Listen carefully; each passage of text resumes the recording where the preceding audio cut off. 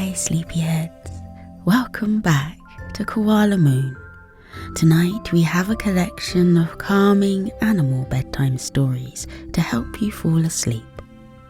Before we do, could you please tap subscribe? By doing this small thing, you'll let YouTube know you love what we do, which will help us grow.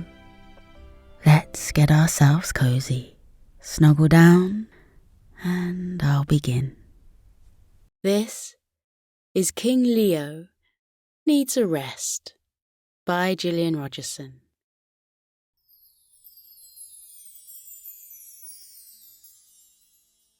King Leo was a kind-hearted king, and he loved looking after the animals in the jungle. He took good care of them and was always there to help them, day or night. Nothing was ever too much trouble for him.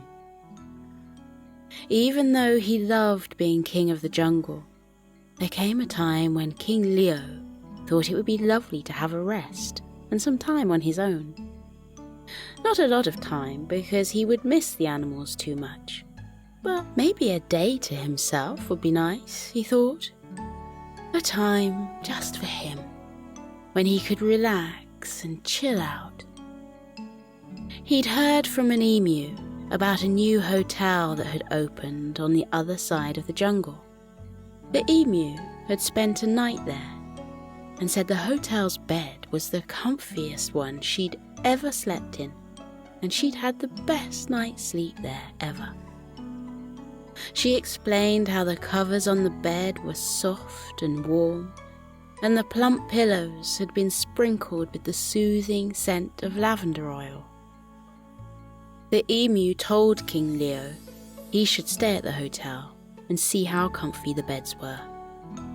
And there were other things he could do there too, such as go swimming, have cooking lessons, visit the gym, or relax in the library. King Leo decided a short stay at the hotel was just what he needed, and so he gathered the jungle animals together to let them know. He sent out a message and asked them to meet him as soon as possible. Elephants, monkeys, zebras, hippos, and the rest of the animals made a circle in front of the king and wondered what he was going to say. King Leo began by telling the animals how much he loved being their king. A cheerful chimpanzee called out, "We love having you as our king." King Leo smiled at him and said that was a lovely thing to say. He continued talking. "I've decided to take a day off from my duties, and I'm going to book myself into the Jungle Hotel. I'll only be away for one night." The animals stared at him, not knowing what to say. An elephant was the first to speak. "I've never heard of the Jungle Hotel. What's it like?" King Leo replied that although he'd never been, an emu had told him lots of things about the luxury hotel. He then told the animals more about it and what the hotel was like. He smiled at the animals and told them again he'd only be away for one night. The animals chattered quietly amongst themselves. They looked so cheerful that King Leo assumed they were happy with him going away for one day. His thoughts wandered, and he started to think about what he should pack for the hotel. His swimming costume, perhaps? And his best shirt and trousers. Would he need a tie? His mum often bought him ties for his birthday, in case he had somewhere special to go. She bought him lots of socks too. King Leo was so lost in his thoughts that he didn't pay much attention to what the animals were talking about, until an elephant said to him, Okay, that's settled then. Do you agree? The king had no idea what the elephant was talking about, but he didn't want her to know he hadn't heard her question, so he nodded and smiled. The other animals let out a cheer, and King Leo wondered what he'd just agreed to. Maybe they were making plans of how to look after each other whilst he was gone. Yes, that would be it. King Leo thanked the animals for coming to the meeting and told them he was going home to pack his suitcase. The animals waved goodbye and went on their way. The king whistled happily to himself as he headed to his cozy cave. His thoughts were back in the hotel and the soft bed the emu had told him about. The soft covers and lavender-scented pillows sounded amazing, and he couldn't wait to try them out. He whistled louder as he packed his suitcase. He added 2 ties and 3 pairs of socks to his case, because he couldn't decide which ones to take. There was a book on his bedside table that he hadn't finished yet. It was about a time-travelling dinosaur, and he wanted to find out what happened next, so he put the book in his case too. When he'd finished packing, King Leo changed into a bright orange t-shirt and a pair of purple shorts. He placed a straw hat on his head and tucked a pair of sunglasses into the pocket of his shorts. With a big smile on his face, he picked up his suitcase, left his cave, and set off for the direction of the Jungle Hotel. He hadn't got very far when he heard some voices behind him. He looked over his shoulder and saw a group of monkeys following him. They were dressed in bright holiday clothes and carrying small suitcases. They gave the king cheerful waves. King Leo stopped walking and turned around to face them. He pointed to their suitcases and asked where they were going. The smallest monkey said, "To the Jungle Hotel with you." "With me?" the king asked. "Yes," the monkey replied. "Just like you agreed." "Did I?" the king said. The monkeys nodded. King Leo thought back to the earlier meeting and how the elephant had asked if he agreed with something. Ah, right. So it seemed he had agreed the animals should come with him to the hotel. He looked at the happy little faces of the monkeys. He couldn't say no to them, and it would be fun to have them at the hotel with him. King Leo beckoned the monkeys closer, and together the king and the little monkeys continued on their way. The monkeys talked about the hotel and what the food might be like.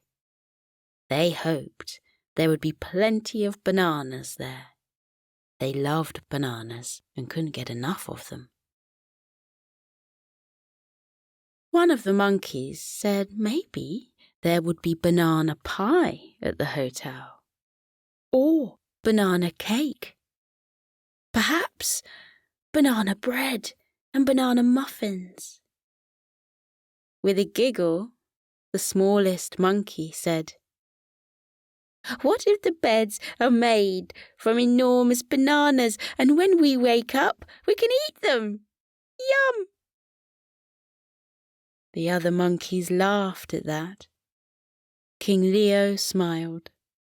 It was nice to have company, and maybe the monkeys would be so busy eating delicious bananas that he would have a bit of time on his own.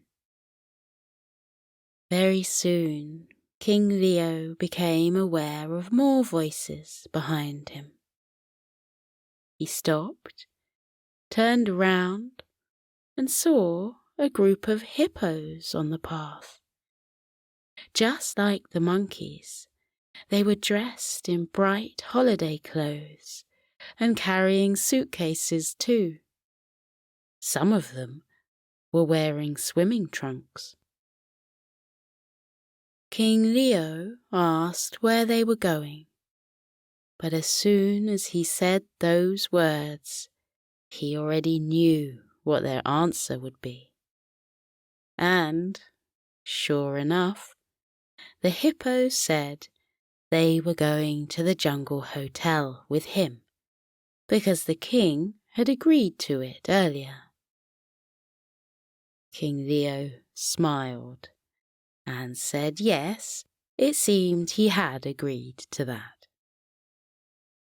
The hippos moved closer to him and began to talk about the huge swimming pool at the hotel. The hippos loved swimming and would often spend all day swimming in the jungle rivers. The biggest hippo said, "I wonder how big the swimming pool is. Maybe it will have a water slide or a waterfall that we can stand under." The hippos liked the sound of that. An older hippo spoke. He told them he'd lived in many jungles, and he had once met a hippopotamus who'd been to a very fancy hotel, and the swimming pool had a magical machine that made the water move up and down like the ocean waves. His astonishing words made everyone stop walking and look at the older hippo in wonder. He shrugged and said he didn't know if it was true or not, but wouldn't it be amazing if the hotel had one of those magical machines? The hippos nodded silently, far away expressions in their eyes. King Leo, the monkeys, and the hippos continued on their way. The king hoped there would be one of those wonderful wave machines at the hotel for the hippos. They would have a wonderful time, and perhaps, if they were busy in the pool, he'd be able to have a little bit of time to himself. It wasn't long before other animals joined the travelling group. This time, it was a family of elephants. They said hello to the king and swung their suitcases happily in their trunks. King Leo didn't ask where they were going, because he already knew. One of the elephants said she couldn't wait to visit the gym at the hotel. She had no idea what a gym was, but it sounded good fun. She told the king he should visit the gym too. King Leo nodded and said he'd liked that, but he'd like to have a little bit of time on his own first. The elephant said, "Okay, you do that. And when you've had enough time on your own, you can join me at the gym." The hippos said the king should try out the swimming pool too. And the monkeys told him to try the delicious bananas. King Leo smiled at the lovely animals and agreed to try out those things. And maybe, just maybe, he thought, I might have a minute or two to myself. The next animals to join the group were the rhinos. King Leo knew they loved reading as much as he did, so he wasn't surprised to hear them say they wanted to see the hotel's library. A rhino who was wearing glasses said he'd run out of books to read and planned to spend every minute he could in the library. A dreamy look settled on his smiling face. He said, I'm picturing myself sitting in a big, comfy chair in front of an open fire, and time flies by as I get lost in a good book. He sighed happily and told King Leo he should join him in the library.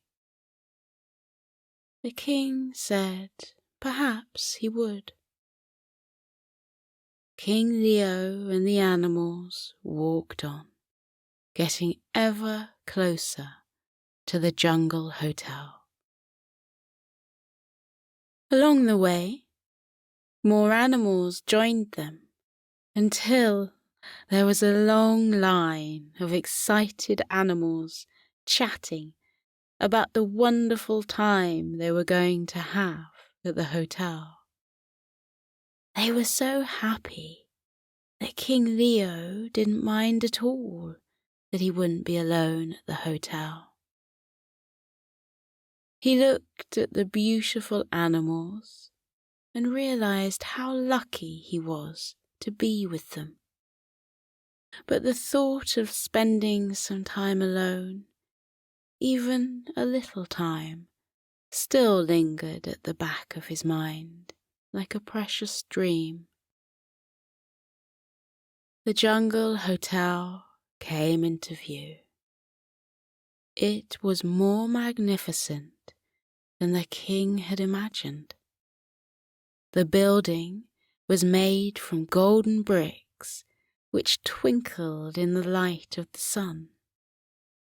Huge gardens surrounded the hotel. Some of the gardens had play equipment in them. Others had crazy golf and go-karts, and the largest garden had an enormous swimming pool, complete with slides. When the animals got closer, King Leo was delighted to see the water in the swimming pool was moving up and down like the waves in the ocean. The hippos saw it too and cheered with joy. King Leo looked at the hippos fondly and told them to go ahead and enjoy the pool. He said he would book a hotel room for them, so when they'd had enough time playing, they could have a rest in their rooms. He saw how excited the other animals were and told them to go and explore the hotel also, and that he would book rooms for them too. The animals ran off in different directions, and the king was left alone. He strolled into the hotel and stopped in front of the reception desk. The kindly owl was perched on the desk and asked if he needed a room for the night. King Leo said I need more than one room, please. I've brought lots of friends with me." The owl smiled and said they had plenty of rooms.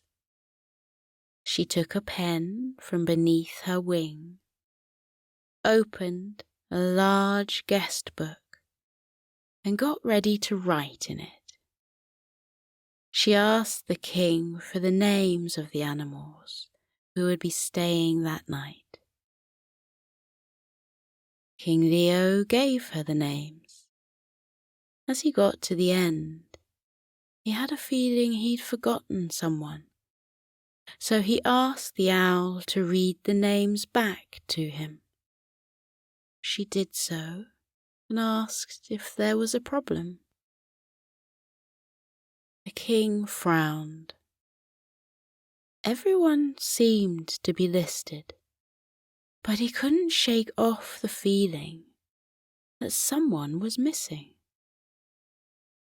The owl noticed his concerned look and handed him the guest book. She suggested he should walk around the hotel and make sure every animal who'd come with him was listed in the book. King Leo said that was an excellent idea and thanked the owl. He took the guest book and began exploring the hotel in search of his animals. The monkeys were sitting in the cafe eating huge banana splits that had cherries on the top. The elephants were in the gym running on treadmills. The hippos were splashing about in the swimming pool, and nearby, frogs were laughing loudly as they leapt off the diving boards and into the water. The rhinos were having a peaceful time in the library and sipped tea from delicate china cups. King Leo found the gorillas in the spa having their nails painted. He spotted some tigers in the sports hall having tap dancing lessons. The jungle birds had all found somewhere comfy to perch and were chatting happily with each other. And the giraffes were playing badminton in the outdoor courts. A warm feeling of happiness settled in King Leo's tummy as he saw what a great time everyone was having.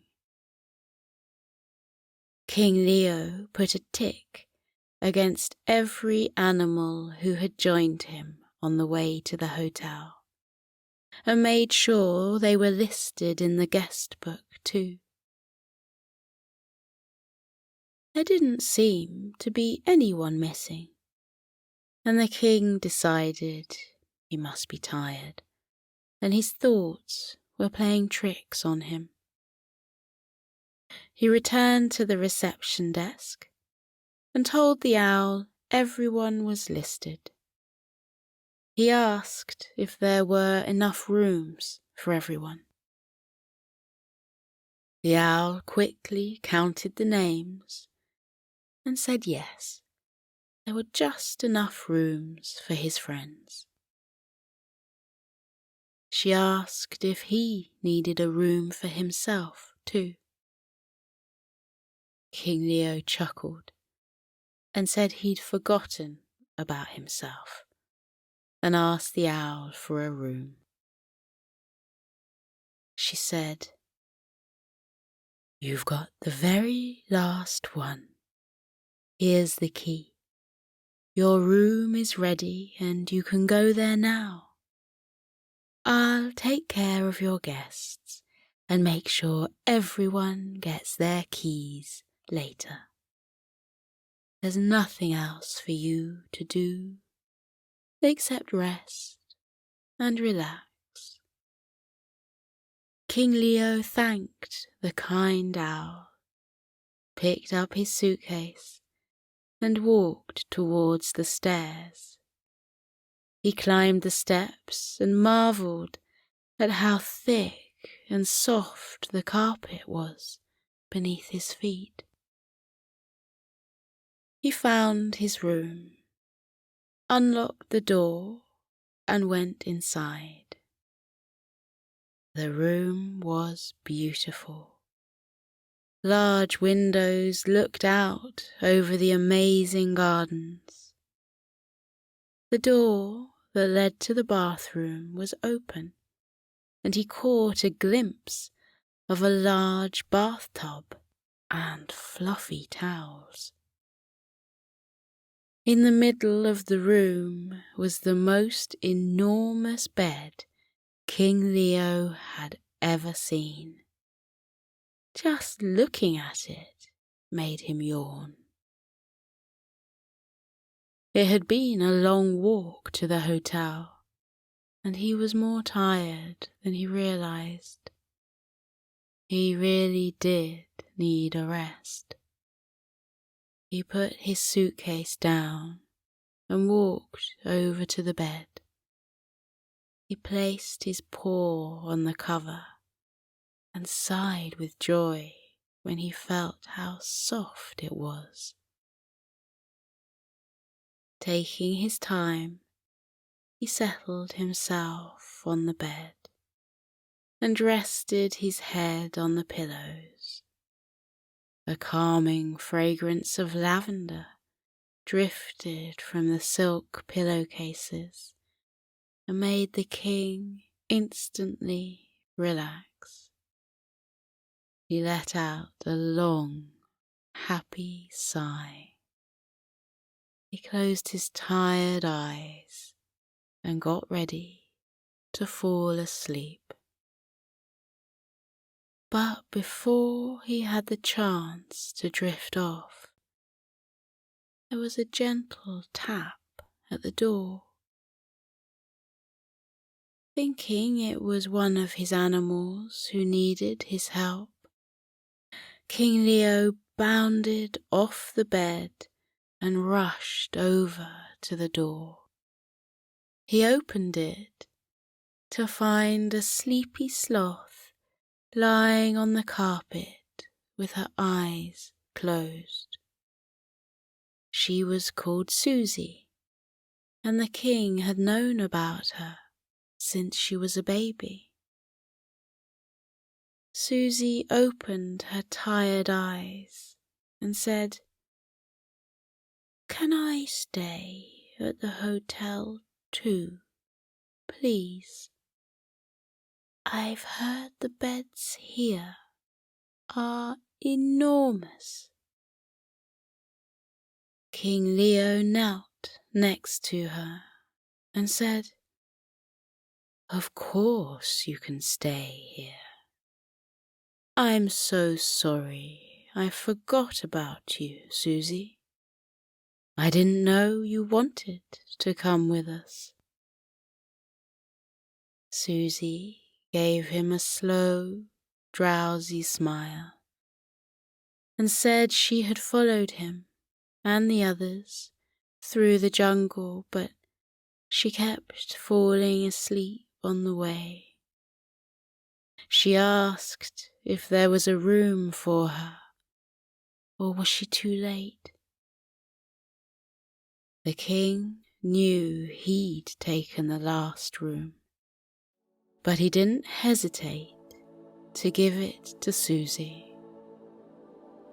He told her about the huge bed and how soft the covers were, and she could have a long, relaxing soak in the bath if she wanted to. Susie yawned, thanked him, and said he was the kindest king in the world. Then she fell fast asleep. King Leo gently picked her up and took her inside. He put her on the bed and placed a cover over her. Without making a noise, he closed the curtains, collected his suitcase, and tiptoed out of the room. He went down to the reception desk and told the owl that Susie was now staying in his room. When the owl asked where he would stay that night, he smiled and said he knew the perfect place to stay. It was somewhere that had plenty of room for him. Before he left the hotel, King Leo found the jungle animals and told them they all had rooms booked for the night and to enjoy the rest of their stay.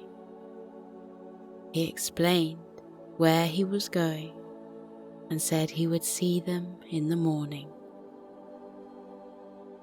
King Leo left the hotel and headed back along the path towards his home. The sky grew dark and bright stars twinkled in the twilight sky. The king whistled softly to himself. It was a lovely evening.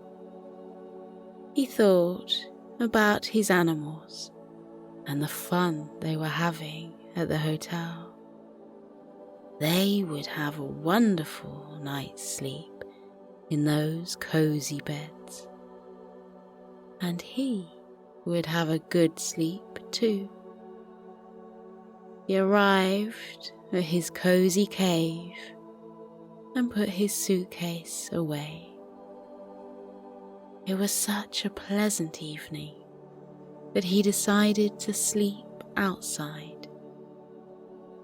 The jungle was so very peaceful and quiet.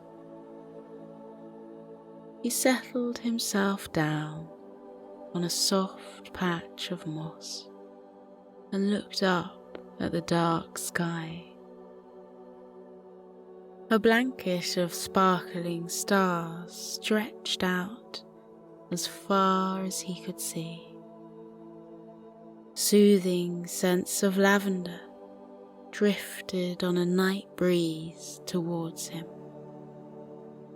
He inhaled the fragrance and felt himself relaxing more and more.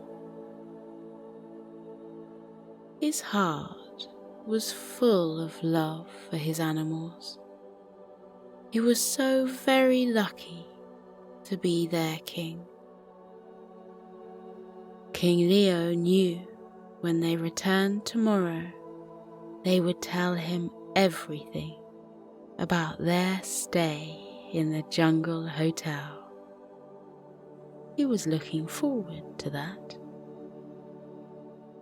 But for now, it was just him in the quiet, peaceful jungle, lying peacefully beneath the blanket of twinkling stars.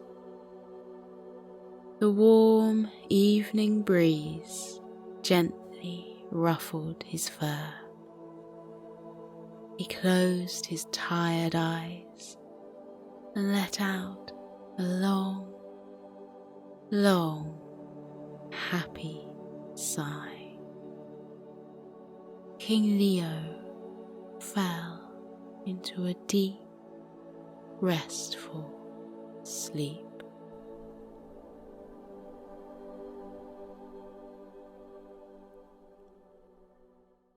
This is The Sleepy Sleuth Sloth by Jane Thomas.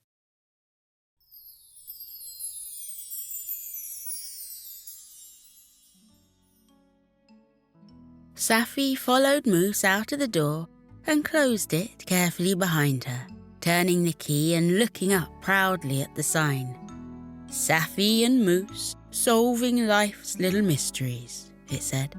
and they just finished their very first day doing exactly that in Sleepy Forest. Safi was born to be a sloth sleuth. Her first word was a question. How? And her second was, who? Of course, what, where, when, and why soon followed. And Safi found she didn't need more than these 6 words, along with please and thank you, of course, for a surprising number of years. And her best friend Moose, a huge, slobbering, lumbering, lovable St. Bernard with the pinkest tongue and the fluffiest fur, was born to be a sloth sleuth's assistant.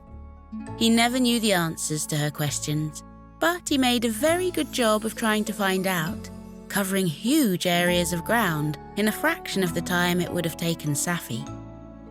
Safi was the brains, and Moose was, well, he was everything else. And his nose was the best in the business for sniffing out trouble and solutions in equal measure. Quite famously, St. Bernards carry barrels of whiskey around their necks, ready to revive anyone they rescue high up on snow-covered mountaintops. But Safi is more of a coconut water sort of girl, so you can always recognise Moose as, instead of the traditional barrel, he dashes around with a fresh coconut bouncing up and down on his great chest. On his chest is the coconut, and on his back is the sloth, often taking a quick nap as she gets carried from here to there and back again. For years, Safi and Moose discussed setting up their very own detective agency, and now they've finally done it. Their office is sandwiched between a cafe and a dressing-up shop, so really they couldn't get a better location. Any time they want a snack, they just step outside and walk to the left. And any time they need to disguise themselves while heading out for a spot of secret sleuthing, they step outside and walk to the right. They're just debating whether they should visit the cafe for the 5th time that day and treat themselves to yet another muffin to celebrate the first day of their new business, when they hear a scuffle and a squeak behind them. Moose, who had been anticipating his muffin, has a long dangle of drool hanging from his mouth, and when he turns quickly to see who's there, the dangling drool detaches itself and goes flying through the air, completely covering the rabbit who's standing in front of them. Oh, good goodness, I'm so sorry, says Moose, fumbling for his smart new red neckerchief and reaching out to mop up the rabbit. No, my fault. I should have stepped aside, says the rabbit, shaking a pair of glasses by her side, holding them up to the light and, satisfied, placing them back on her nose. She gives the edge of her pink cardigan one final squeeze. Drips of drool pooling on the pavement. Were you looking for us? Says Safi, desperately hoping the answer is yes. They may have just closed the door to their office and locked up for the day, but a spot of nighttime sleuthing sounded like it could be fun. I was, yes. Sorry to get here so late. I've only just realised, though. You see, my son's pillowcase is missing. It's been stolen. Moose was about to ask who on earth would want to steal a pillowcase, but he remembered Safi's #1 rule. She asked the questions, and he helped her find the answers. That was how they worked. The rabbit continued. It's my son's favourite. Peter absolutely cannot go to sleep without that pillowcase. She looked up worriedly at the sky, crinkling her nose as she saw that the sun was starting to set. It's nearly his bedtime. Oh, I do hope you can help me. It says on your sign that you can make things nice. She trailed off, spreading her paws wide and looking hopefully towards the sloth and the St. Bernard. "Of course we will help," reassured Sapphy. "Now, describe the pillowcase to me and where you last saw it." The rabbit set about describing the pillowcase and how she had washed it earlier that day and hung it on the line to dry in the garden. Only when she'd gone to take it in, well, it was missing. She knew she'd washed it. It was Friday. It was washing day. She always washed Peter's bedclothes on a Friday. By the time she left to go back home, leaving the case in the hands of Sapphy and Moose, they'd established it definitely wasn't in the washing machine, or anywhere in the house, or anywhere in the garden. But, perhaps more importantly, they established what the pillowcase looked like. When the rabbit had described a perfectly ordinary white pillowcase with no distinguishing features whatsoever, Sapphy had groaned inside. Finding a particular pillowcase that looked exactly like the pillowcase in any other house in Sleepy Forest was going to be quite the challenge. If Moose was being honest, he hadn't really paid that much attention when the rabbit was speaking. He'd been watching a single yellow leaf floating through the air, drifting this way and that on the breeze, and then it landed in the road and was gently pushed along by the wind, dancing and fluttering as if it were alive. It took everything in Moose to stop himself bounding towards the leaf and playing with it, and he'd had to focus very hard on that and didn't have any focus left to give to the rabbit. The word pillowcase had drifted in one ear and out the other, but he didn't pay much notice as he had no idea what a pillowcase was anyway. The way Sapphy and the rabbit talked about it, he suspected it wouldn't do to admit he didn't know. He'd work it out as they went, he told himself. "Let's have a muffin and strategize," said Sapphy, and Moose instantly lost interest in the yellow leaf and bounded into the cafe.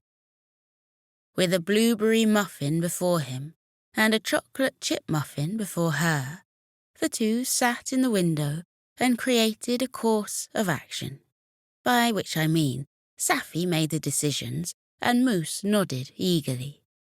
There was just one thing puzzling Sapphy, though, and she kept staring off into space and stopping in the middle of sentences. Finally, she blurted out, "Why would anyone steal a pillowcase, Moose?" she asked. "It doesn't make any sense." Find the why, and you found the pillowcase.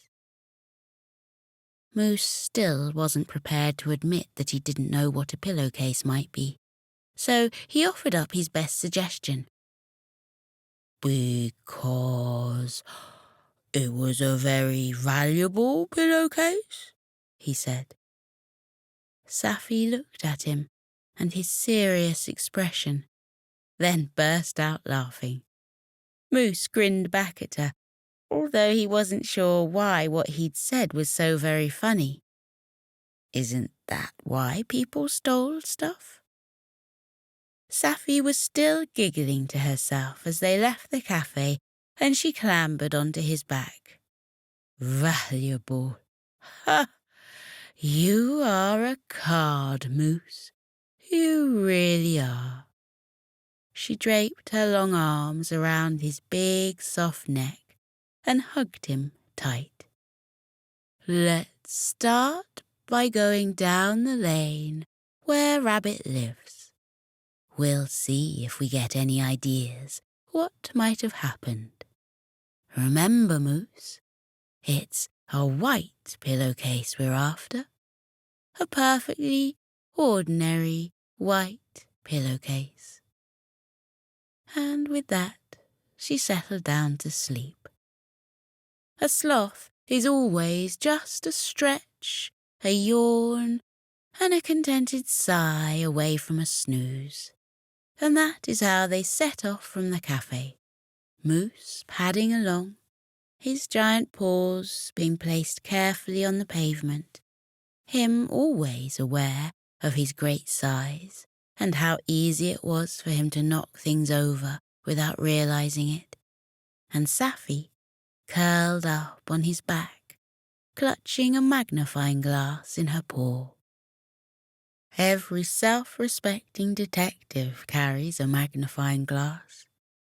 She hadn't had to use it yet, but she was sure it would come in handy one day. Best to keep it with her at all times.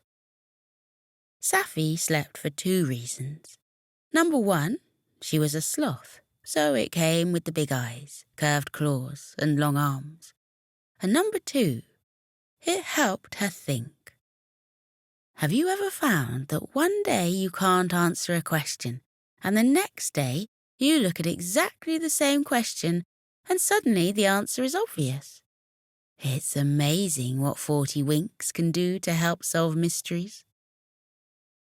Away from the busy main street and heading onto quiet lanes, Moose picked up the pace and bounded along, coconut bouncing, fur flying this way and that, and Safi dreaming she was riding a horse in the Grand National.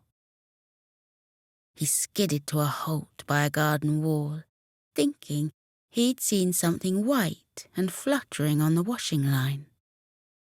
Moose put his front paws up on the wall and looked in, calling back to Safi to wake up and see what he'd found. He felt terribly pleased with himself, so very quickly finding the missing pillowcase. Safi rubbed her eyes and sat up, focusing on the thing Moose was pointing towards. She was about to laugh when she saw his eager face, eyes shining, and she swallowed the laugh instead. Nice try, Moose, but it's too big, see? I think that's a tablecloth. It's hard to tell. And here she made a big show of rubbing her eyes and peering forwards, then spreading her long sloth arms as if to measure what she was seeing on the washing line. No, you're close, but it's just too big. Sorry, buddy. Moose was the sort of St. Bernard who only remained crestfallen for a moment. He had valuable information now. Whatever a pillowcase might be, it was smaller than a tablecloth.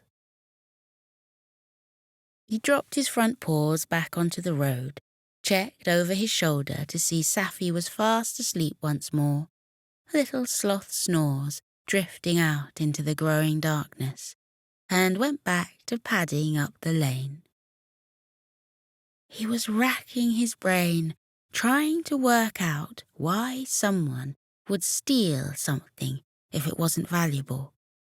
And he just hit on the idea that it must be because the item was particularly special, when out of the corner of his eye he saw something white in the reeds by the river. Moose trotted over and had a good long sniff of the white thing, instantly recognizing the rabbit's scent from earlier on. He jiggled Safi's paw, waking her up and pointing excitedly at what he'd found. She sat up and rubbed her eyes, yawning her way out of her dream, and looked carefully at what Moose had found this time. His eyes were once more shining and eager, and she hated to break it to him that this time he'd gone and found a handkerchief. Yes, a very special handkerchief by the look of things, one with a heart made from carrots embroidered on it, and he assured her this must belong to Rabbit, as the scent was exactly right. The sloth reached out with her long arm and plucked the handkerchief from the reeds, frowning to herself as she thought,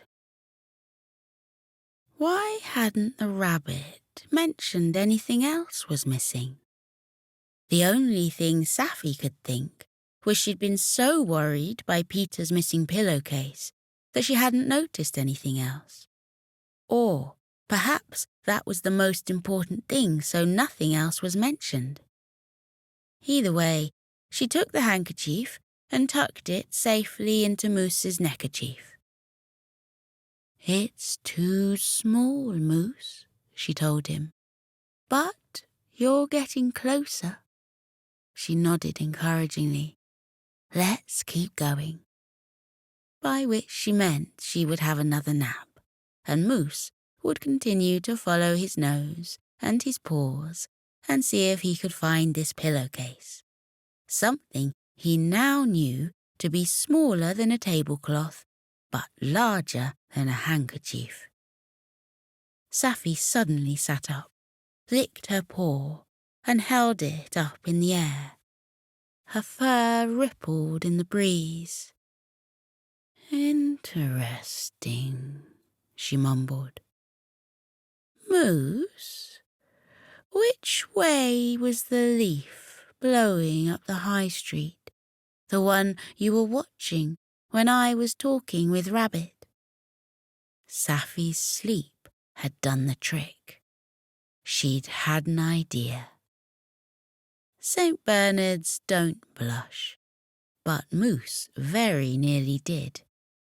He thought he'd been terribly clever and hidden the fact he was leaf watching rather than rabbit listening. Saffy really did notice everything, didn't she? "It was going west," he said at last. "I'm sure of it. Right towards the setting sun. That's why the yellow of the leaf shone so beautifully, like a fragment of gold dancing down the street." "And are we now west of Rabbit's house?" she asked. She couldn't be sure as, let's be honest, she'd been asleep as he walked around. Moose scrunched up his face and went back over his route. "Due west," he said at last, wondering what the leaf and the wind had to do with anything. "Keep going west," instructed Saffy, settling back onto his fur. "I've a sneaking suspicion I know just what happened to that pillowcase." And with that, she closed her eyes, took a long breath in, and let a long breath out, and started snoring again. Moose did as he was told and trotted west. Everything was now quite dark, and it was just the moon lighting his way. The trees were in silhouette against a deep blue sky, and a few stars were scattered here and there, twinkling their way into the night. His nose led him to something white caught on a blackberry bush in a hedgerow, and a big long sniff assured him that this was something that belonged to Rabbit too. It was smaller than the tablecloth and much larger than the handkerchief. So here it was at last, the missing pillowcase.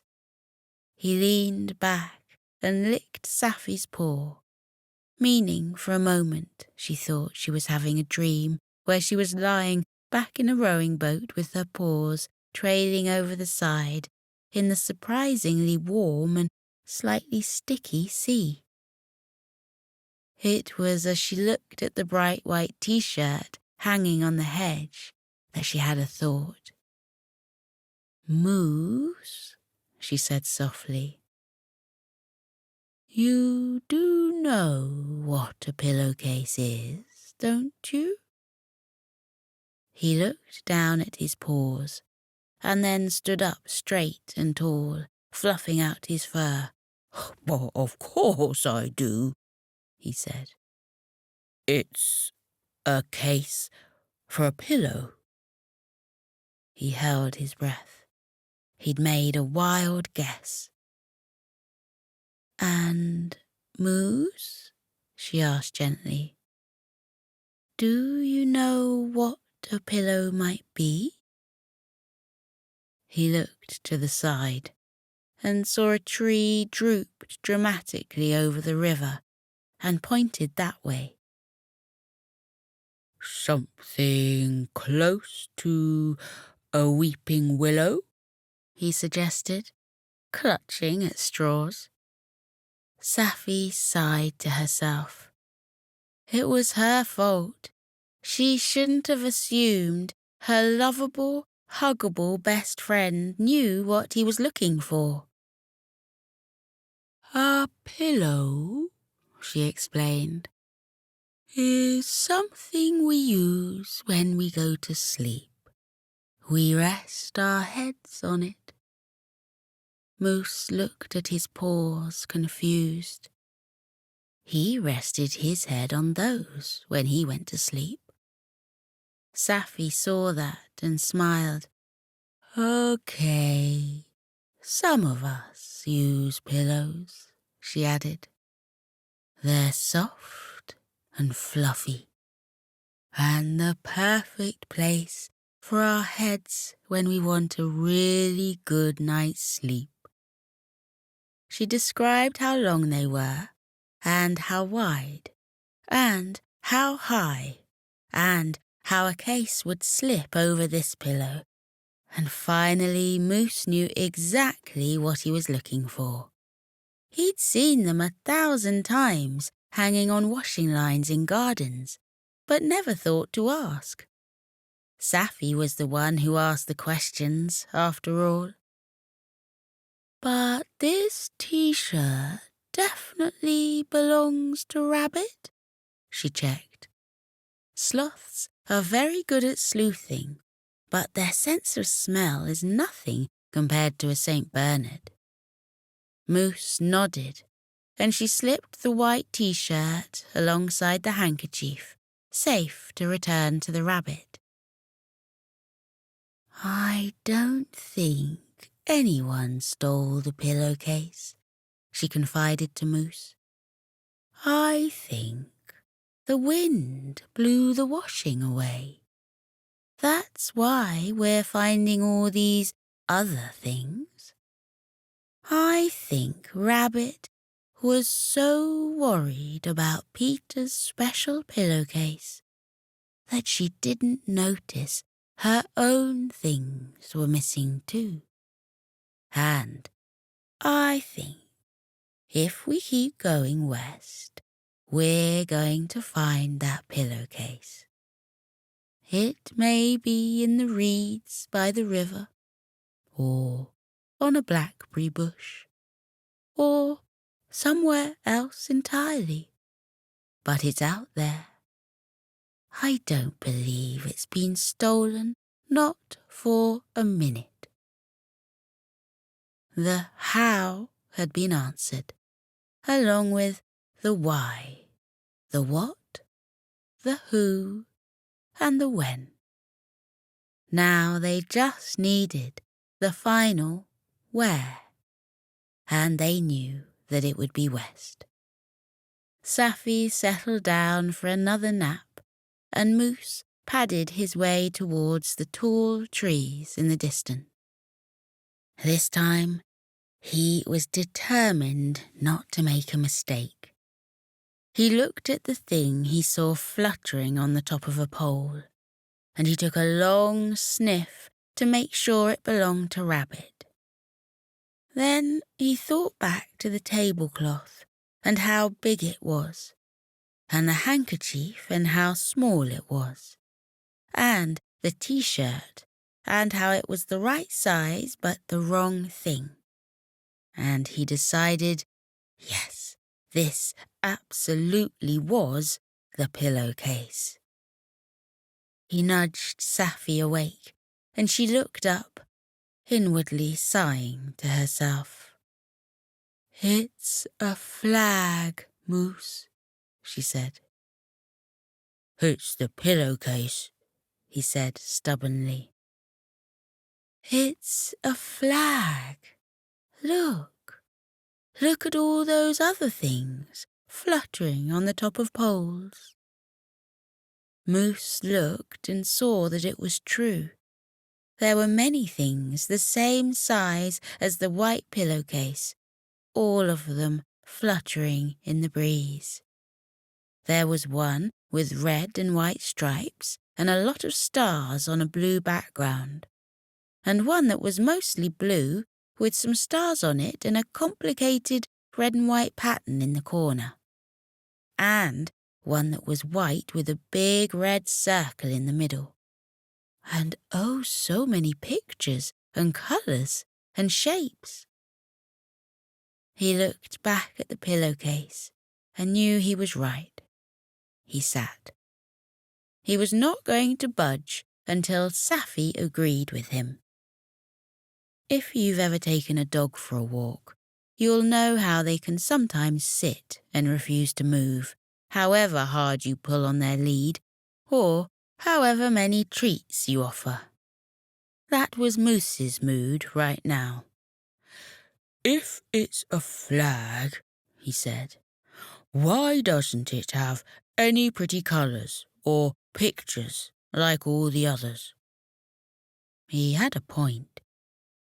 "If it's a flag," he went on, "which country has just a plain white flag?" He had another point.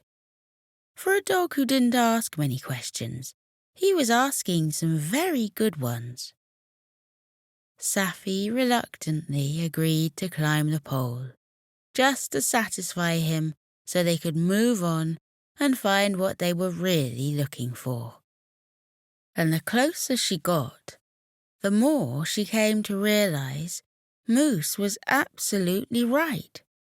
She unwrapped the pillowcase from where it had hooked itself on the pole, and a billowing green and red flag that had been quite trapped beneath it rippled itself free and danced with all the other flags.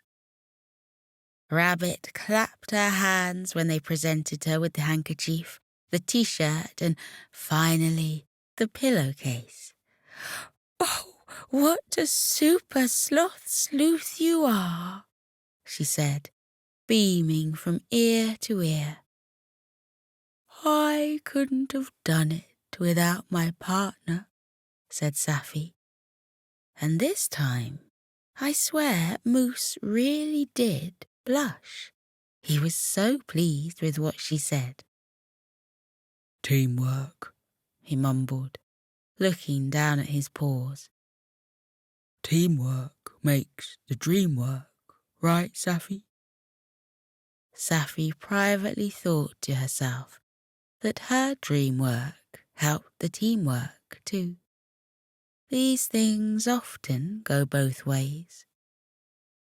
Safi climbed back onto his back, wrapping her long arms around him and giving him the tightest hug she could. "Thank you," she whispered in his ear. "Thank you for being the best assistant a detective could ask for."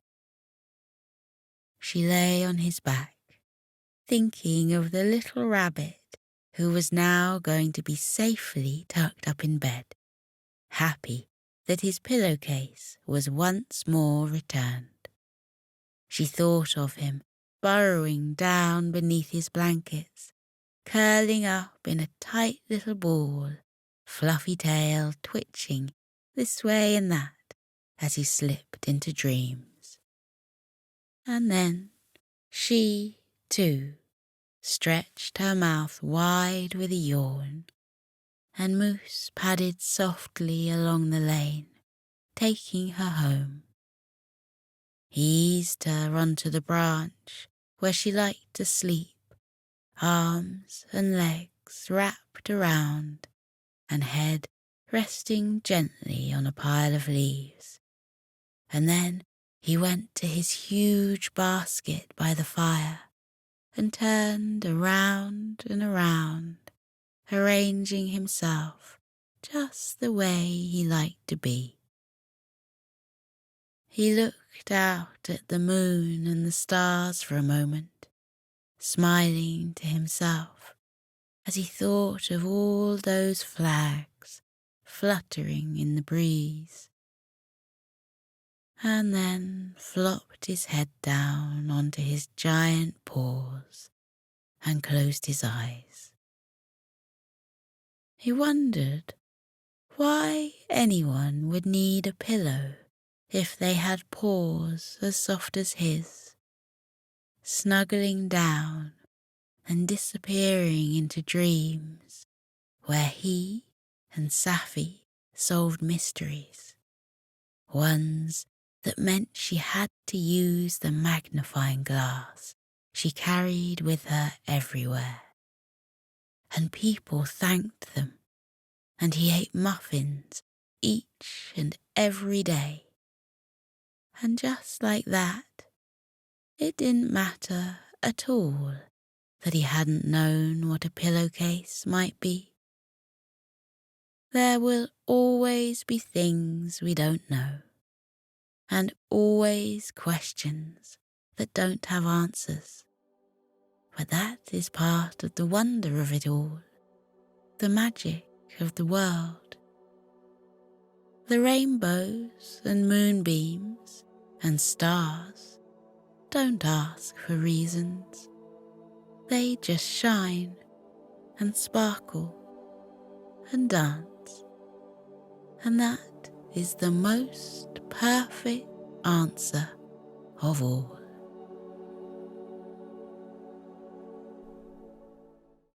This is The Zebra Who Couldn't Get Any Z's by Jane Thomas.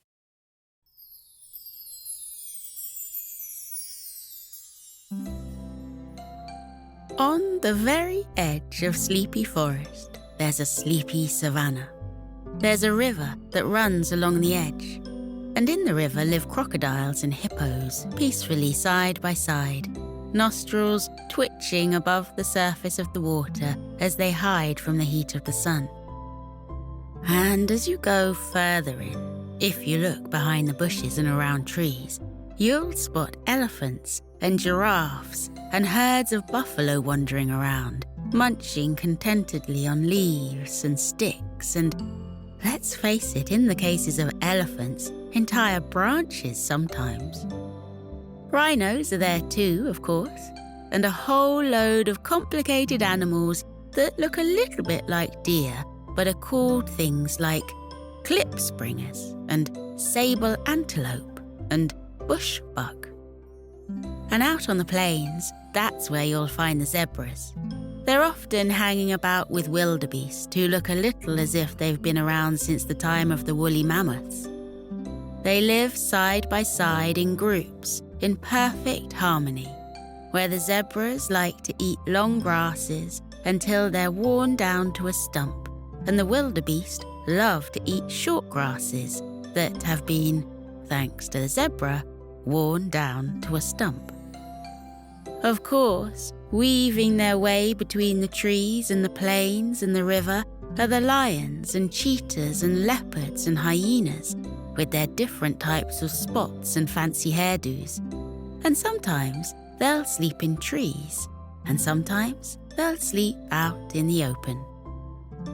And nobody really ever bothers anyone, because everyone in Sleepy Forest has this wonderful ability to just get on with everyone else. This story is about one particular zebra. He isn't that old, just 6 months, which in human years makes him all of 7 years old. His stripy pajamas aren't quite yet black and white, because zebras are born with brown and white stripes, and then as they got older, they slowly change the brown to black to announce to the world that they've officially grown up. And he hasn't quite grown into his hooves yet, so he has these long, gangly legs and big hooves, and he looks as though he should be wobbling about, but he doesn't at all. He leaps and lunges and pirouettes and prances along with the best of them. Any ideas what this zebra is called? I'm guessing you said something like Ziggy or Zane. Or perhaps you thought about his stripes and came up with something like Candy Cane. Well, you couldn't be more wrong. Our hero of the story is called Toby, which is about as unlikely a name as you can imagine for a zebra. But if you ever meet him, you'll instantly say, "Oh, of course, he couldn't be anything but a Toby." He just has a look about him that somehow fits the name.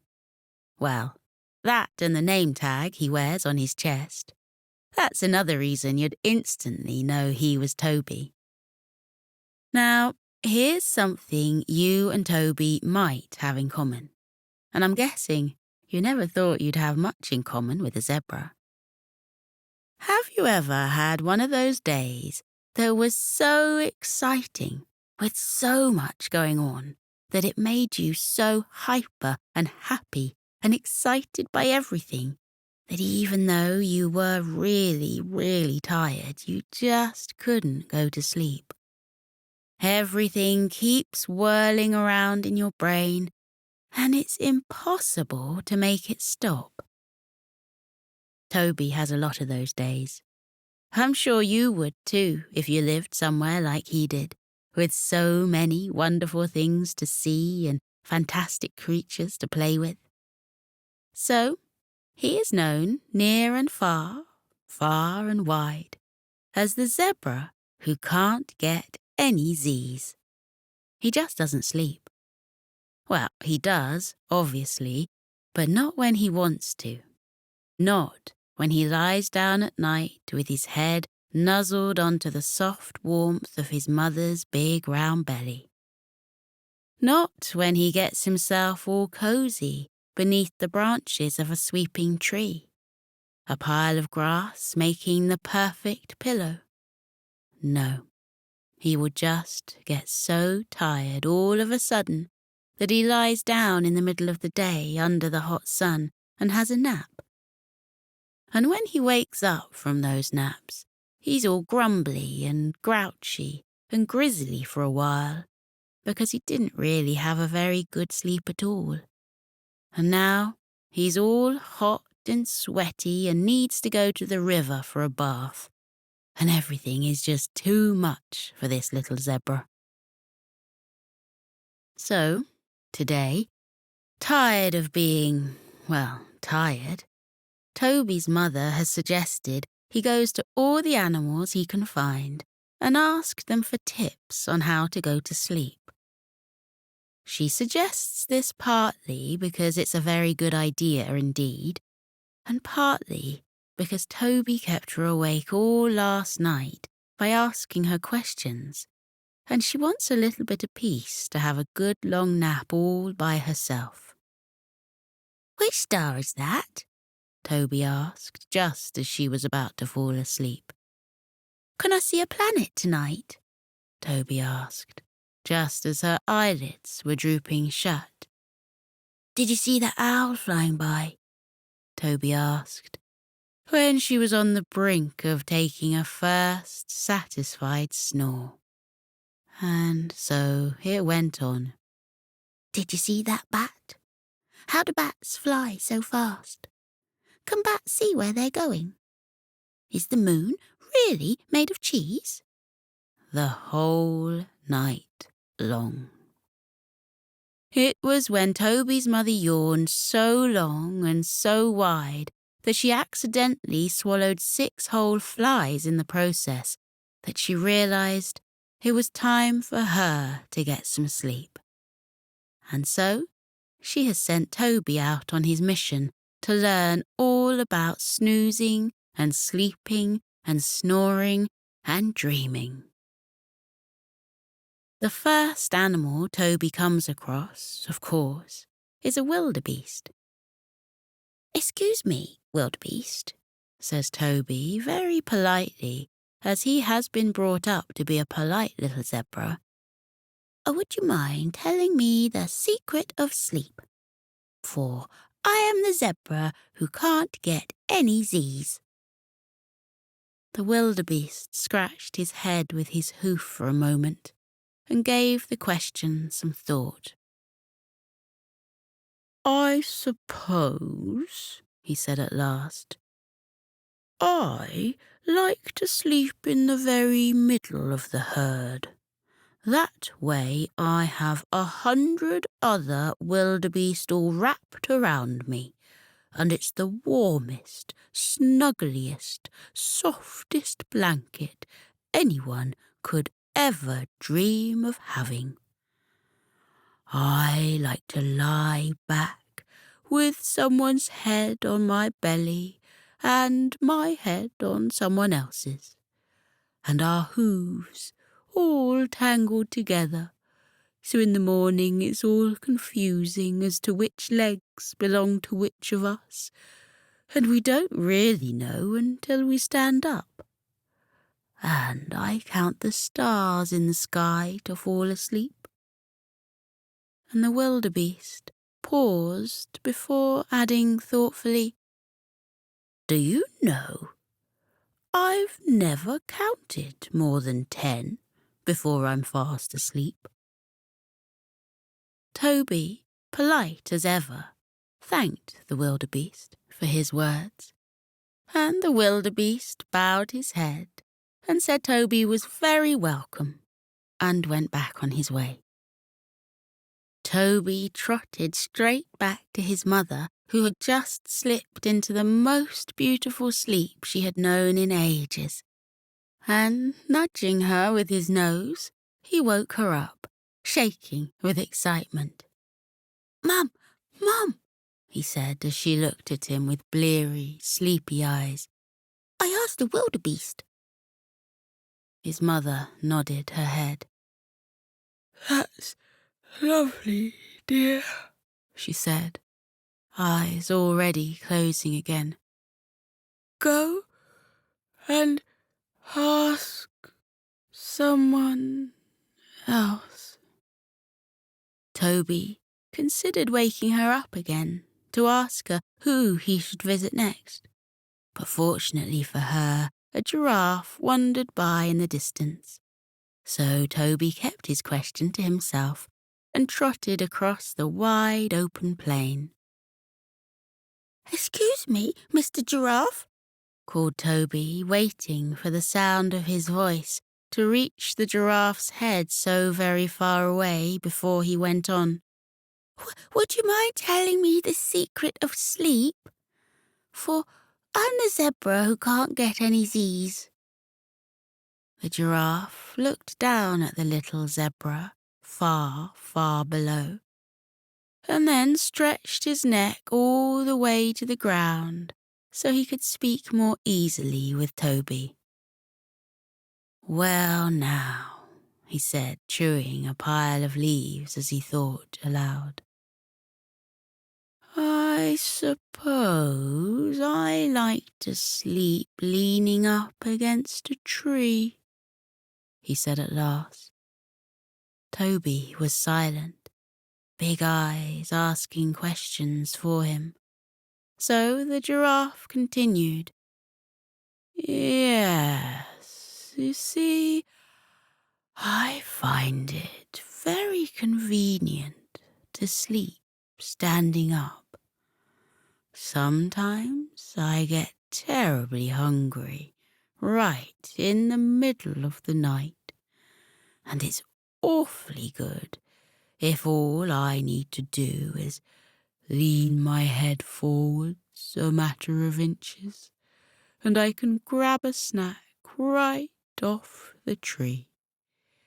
I'm very careful about which tree I fall asleep against, you know, lining myself up with the tastiest morsels before I nod off."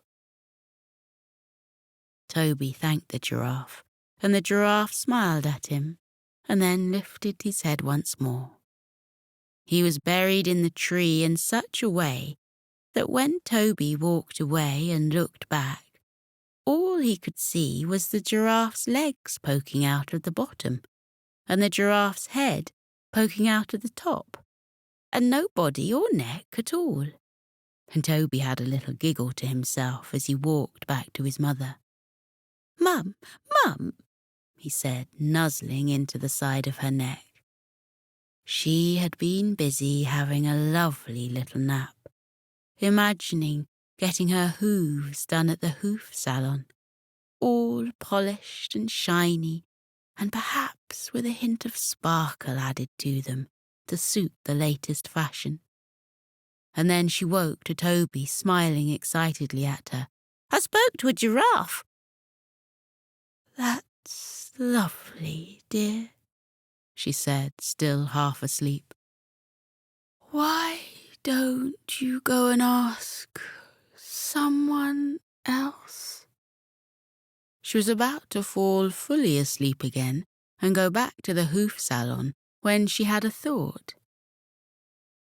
"Listen, Toby," she said, with a lot of love but a lot of exhaustion piled in together. "Go and talk to 5 other animals. Then come back and tell me all about it." She blew him a kiss and then fell fast asleep in an instant. Toby considered waking her up to ask which 5 animals he should ask, when, fortunately for his mother, he saw a leopard strolling by in the distance. Toby trotted off, dust kicking up from his hooves as he ran, and then skidded to a halt beside the leopard. "Excuse me, leopard," he said, stopping the leopard just as he was about to leap up a tree. "Would you mind telling me the secret of sleep? For I am the zebra who can't get any Z's." The leopard, who was on her way to take an afternoon nap, decided to delay her sleep to help the zebra out. The leopard could think of nothing worse than not being able to sleep, or indeed not have any Z's, because it was a big part of every day for her. "Do you see that branch up there, little one?" she said, pointing towards a bough that draped and swooped. Toby nodded.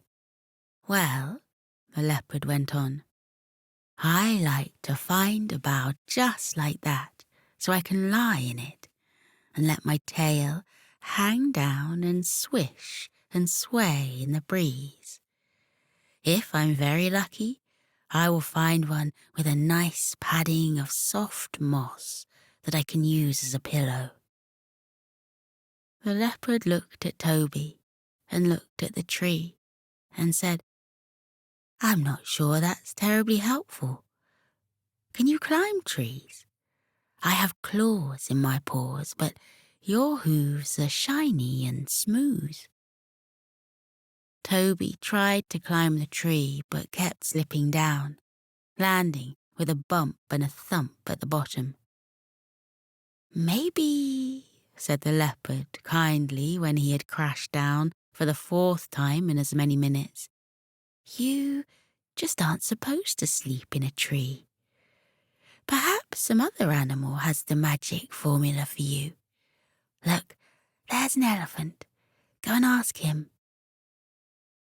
With that, the leopard disappeared into the tree in a quick leap and a bound and a jump, and nestled into the curve she had been eyeing up for some time now, leaning her head into the soft patch of moss and letting her tail down to swing in the breeze.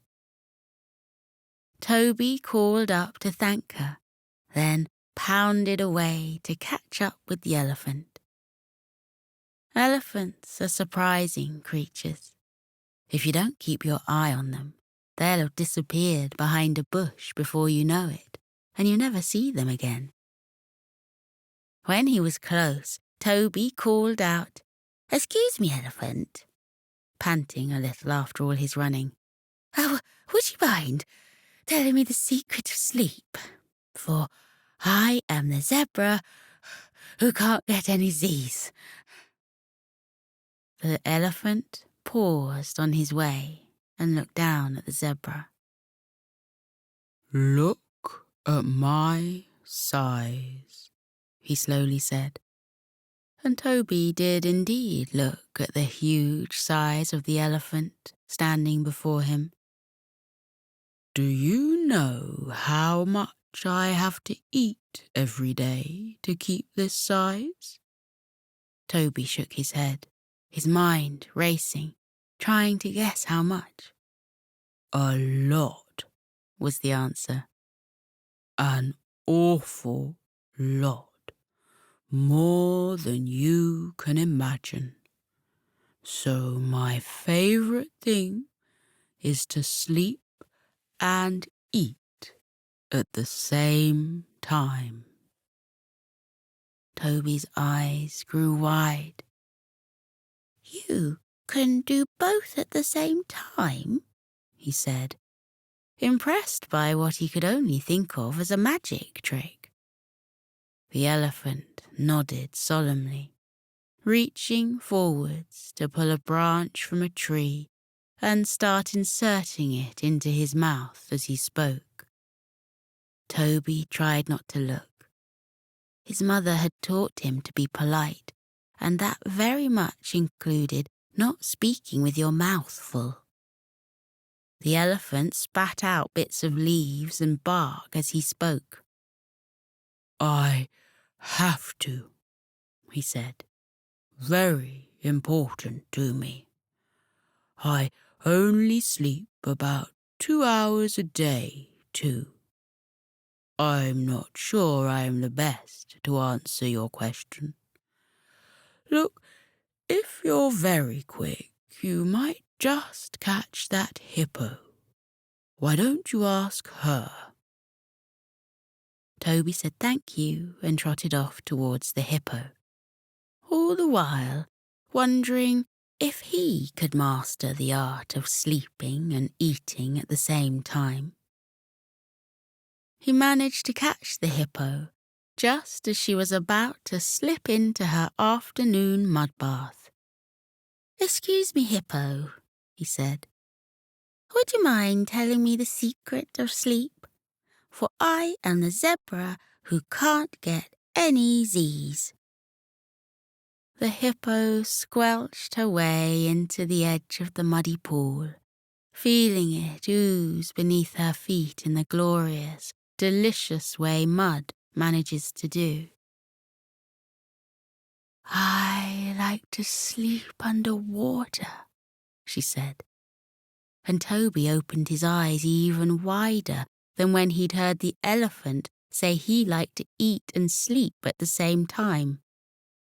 "You see, I sleep under there, and when I need to take a breath, my body just floats to the surface for me. And I breathe, and then I sink down again." "How often?" began Toby, but the hippo interrupted him, guessing his question. "Every 5 minutes, she said solemnly, smiling a little as the zebra's eyes opened wider and wider. "And for how—" began Toby, but again the hippo interrupted him, having guessed what he would ask. "For 10 hours, she said, nodding her head slowly to confirm it. "And I like to fit in a 3-hour nap in the day too," she added, waddling further into the mud and sinking in so only her nostrils and eyes and ears poked above the surface. Toby walked over to the edge of the muddy pond where the water was clearer and stuck his head inside. He closed his eyes and held his breath, and 10 seconds later pulled his head out to breathe again. He tried it so many times, each time taking a bigger gulp of air and holding it as best he could. But in the end he had to give up. "I'm not sure that's the best way for you to sleep, little one," said the hippo. "It works for me, but might not work for you. Why don't you ask someone else? Try and find a lion. They are the champion sleepers." And with that she disappeared into the mud completely. Toby called out a thank you, even though he could no longer see the hippo, and headed off to find a lion. It didn't take him long. There was one fast asleep beneath the tree. He was about to wake her up with a poke of his nose and ask, "Would you mind telling me the secret of sleep? For I am the zebra who can't get any Z's," when he remembered some very good advice his mother had given him once. "Let sleeping lions lie," she had told him. And when Toby had asked why, she just said, "You've never met anyone as grouchy as a lion who has been woken up." So, instead, Toby sat and watched the lion for a while, noting how she had chosen a place in the shade of the tree so she wouldn't get too hot in the sun, and how her tail flicked around to keep the flies away from her, even though she stayed asleep, and how her head rested comfortably on her paws, so she had a perfectly good mobile pillow. As he watched, a tortoise wandered by, so Toby took the opportunity to ask him his fifth animal. "Excuse me, tortoise," he said. "Would you mind telling me the secret of sleep? For I am the zebra who can't get any Z's." The tortoise blinked at him a few times and then said, "Well, for me, I just disappear into my shell, and there I am, in a cool, dark place, ready for sleep. I can't recommend it enough." He looked across at Toby thoughtfully. "Of course, you don't travel with a shell, do you? Perhaps you'll have to find another way." With that, the tortoise tucked himself into his shell, his legs and his tail and his head all disappearing inside, and it wasn't long before Toby heard the soft echoes of snores coming from within. He trotted back to his mother, who was just waking up from her glorious nap, looking down at her hooves and feeling a little sad they didn't have the sparkle she'd dreamed about, but mentally putting into her calendar a visit to the hoof salon in the near future. "Mum, Mum," called Toby. "I spoke with so many animals. I spoke with a leopard, and an elephant, and a hippo, and a tortoise. And I looked at a lion, but I did just as you said, and I let her carry on sleeping." "Very good, dear," said his mother, smiling fondly at her little zebra. "And what did you learn?" Toby thought about it for a minute. "I suppose," he said slowly, "I suppose I learned that everyone sleeps differently." They all had different places and ways they liked to sleep. And, he added a little sadly, none of their ways worked for me.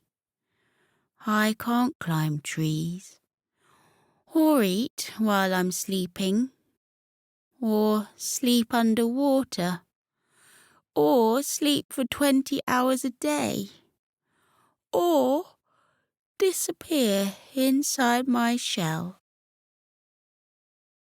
Perhaps, Toby, said his mother kindly, you just need to work out what makes you fall asleep. Look at all the other zebras, she said with a swish of her tail to point out a whole herd of them. Toby looked and saw that the zebras were all standing up, knees locked in place, eyes shut. And then, moments later, some of them were awake again, moving forwards and eating, before closing their eyes once more and being asleep. They're sleeping, standing up? Said Toby curiously. His mother nodded. And they only sleep for little bits at a time? His mother nodded again. So, he said at last, I don't need to lie down and sleep for 8 hours a night? His mother shook her head. That works for some creatures, dear, but not for others. We're all different. We do different things in the day, and we do different things in the night. And that's okay. Some creatures sleep on their front, with their arms wrapped around a pillow, and some sleep on their side, with their knees tucked up to their chest, and some sleep on their back, with a blanket right up to their chin. Some sleep with a pile of blankets and like to be cozy and warm, and some sleep with the window open and their feet sticking out from the end of the bed, because otherwise they get too hot. Toby was amazed at all the different ways creatures could sleep. So, he said slowly, should I try the zebra way? His mother nodded. I think that's a very good idea, she said. Toby stood and locked his knees in place and let his eyes shut. And for a full 5 minutes he was fast asleep. And then he woke up and moved forwards and ate some grass and smiled to his friends. And then, once more, he locked his knees and closed his eyes and fell fast asleep. And he found that even in those few minutes, he could have wonderful dreams, in which he could climb trees and swim for hours underwater, and disappear inside a home that he carried around on his back, and all sorts of amazing things that are only possible when we fall asleep and let ourselves be carried away by magic carpets and shooting stars and on the wings of fairies.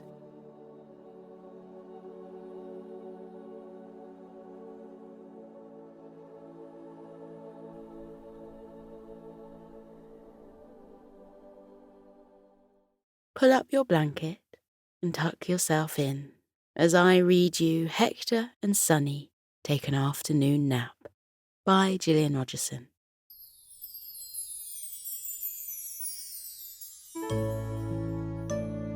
It was early afternoon, and a beautiful golden retriever by the name of Hector was looking out of the living room window of the house he shared with his owner. Hector's front paws rested on the windowsill, and he looked left and right along the street. Where was she? She should have been here by now. He'd been waiting and waiting and waiting. Perhaps he would see better if he looked out of the upstairs window. Hector ran out of the living room and bounded up the stairs. He barked out a loud hello to his owner, who was working in his office. His owner jumped out of his seat a little in surprise and watched Hector go dashing by. Hector raced into his owner's bedroom and over to the window. Once again, he put his paws on the windowsill and stared out of the window. Left and right he looked, then right and left and right again. Bubbles of happiness popped in his tummy. She would be here soon. He could sense it. Sunny, his very best friend in the whole wide world, was coming over for a play date, and Hector couldn't wait to see her.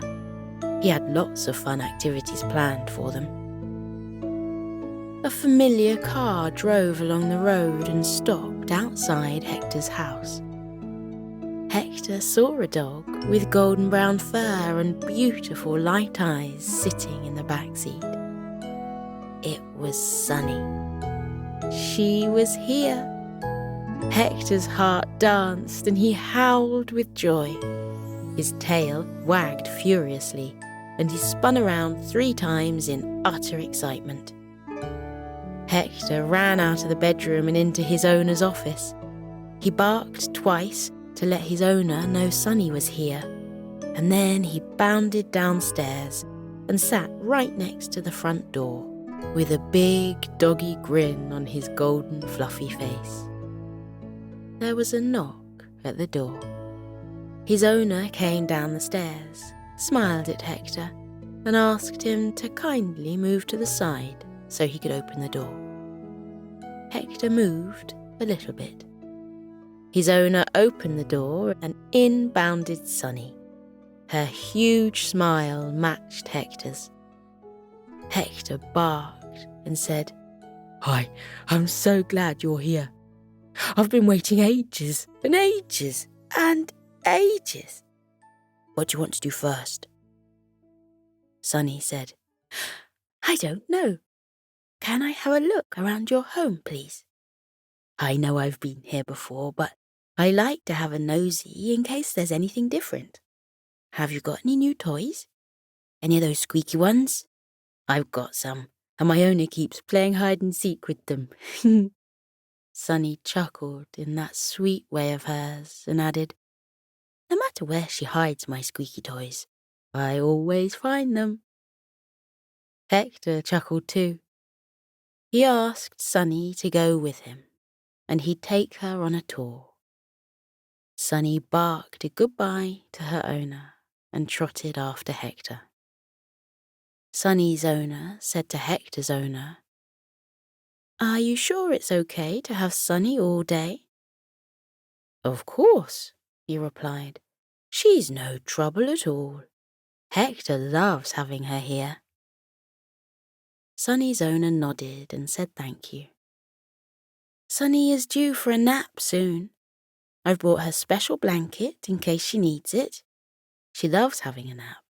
Sometimes, when it's a hot day, she sleeps on her back with all 4 legs in the air, and they twitch as though she's running. It's so sweet." Hector's owner said Hector sometimes curled up when he was asleep, and he looked like a golden croissant. He said, "Hector loves having naps too, and falls asleep very easily. I expect they'll both have a nap soon." They chatted a little longer and then said goodbye. Hector's owner went in search of the 2 dogs and found them in the living room. They were standing with their front paws on the windowsill.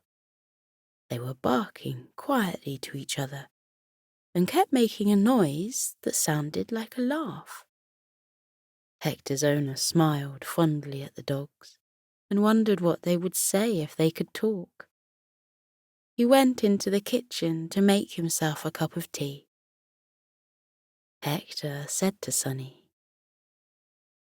"Mrs. Brown over the road goes shopping soon, so we should give her a wave and say hello. And the postwoman will be here later on, so we'll give her a wave too. We might see a little boy coming back from his playgroup with his mum. They live down the road. We should give them 2 waves, maybe 3. That's a lot of waving, Sunny said. I'd better practice. She waved her paw at some cats in next door's garden. They waved back. Hector noticed a door opening across the street. Oh, look, there's Mrs. Brown. Hello, Mrs. Brown. He waved his paw at the elderly woman who was coming out of her front door, carrying empty shopping bags. Sunny waved at Mrs. Brown too. Mrs. Brown waved happily at the 2 dogs and blew them a kiss. She went on her way down the road. Hector said, "We don't have to do any more waving for a while. Let's go into the kitchen and I'll show you my den." The dogs trotted into the kitchen just as Hector's owner was coming out. Hector and Sunny barked out a hello and padded past him. Hector led his friend over to the kitchen table and said it was a special den, and sometimes he pretended it was a car that changed into an aeroplane, and the aeroplane sometimes changed into a magic bed that flew through the stars. He said, "Do you want to play at pretend now? You can drive the car." Sunny was about to say yes, but when she opened her mouth, a little yawn came out. Oh, Hector, I'm sorry about yawning. I feel a bit tired. I usually have a nap about this time. She yawned again. Hector said he usually had a nap too, but he hadn't finished showing her around the house yet, and they hadn't even started to play with the toys he'd hidden in his basket. Sunny blinked tiredly and said, in that case, she would have a nap later on. She followed Hector out of the kitchen, back into the living room. Hector's owner was sitting in the middle of the sofa. He patted the cushion next to him and gave Hector an expectant look. Sunny asked her friend what was going on. Hector said, "He wants me to have a nap. He likes it when I snuggle up next to him on the sofa. He's left room on the other side for you." "But I'm not having a nap yet," Sunny said. She yawned. "I'm not at all tired." Hector yawned. "Oh, I'm not tired either. Come on, let's have a look out of the window again. The postwoman will be here soon. Sunny, let's chase each other round the sofa on the way." Sunny was too tired to run around the sofa, so she walked slowly instead. Hector walked too, because his legs had run out of energy. The 2 friends returned to the window and were just in time to see the postwoman walking along the garden path. The dogs gave her happy waves. She waved back to them and put a parcel through Hector's front door. Hector barked in delight and told Sunny that racing his owner to the post was one of his favourite games, and he told Sunny to do it too. The 2 dogs were fast, but Hector's owner was faster, and he got to the parcel first. He picked it up and put it on a shelf out of Hector's reach. His owner knelt next to the dogs and smiled gently at them. He began talking in a deep, soothing voice. Sunny yawned twice. "Hector, what's your owner doing now? Why is he talking like that?" Hector tried his best not to yawn, but he just couldn't help himself, and a huge yawn escaped from him. He told Sunny that his owner was using his soft nap voice, and it always made Hector fall asleep. His owner continued talking in his deep, soft voice. The dogs couldn't stop yawning. They felt more and more tired. Sunny said, "Perhaps we should have a nap now. I always feel better after a nap, don't you?" Hector said, "I do. I think napping is like a superpower, and I feel like a new dog when I've had one.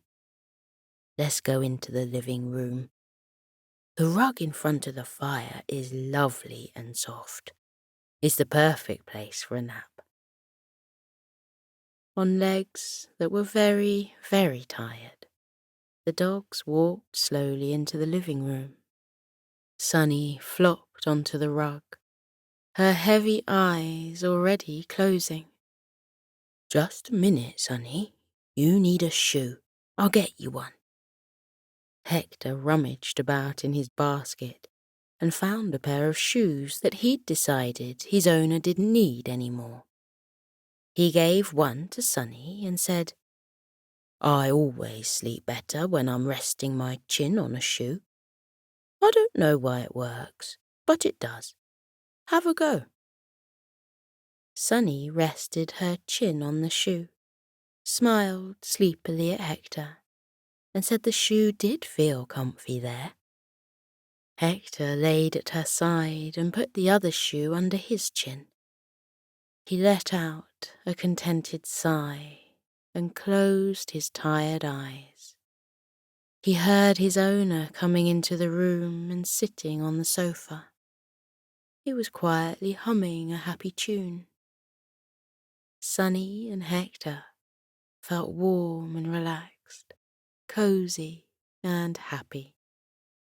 They felt themselves drifting towards sleep. Hector let out another long yawn.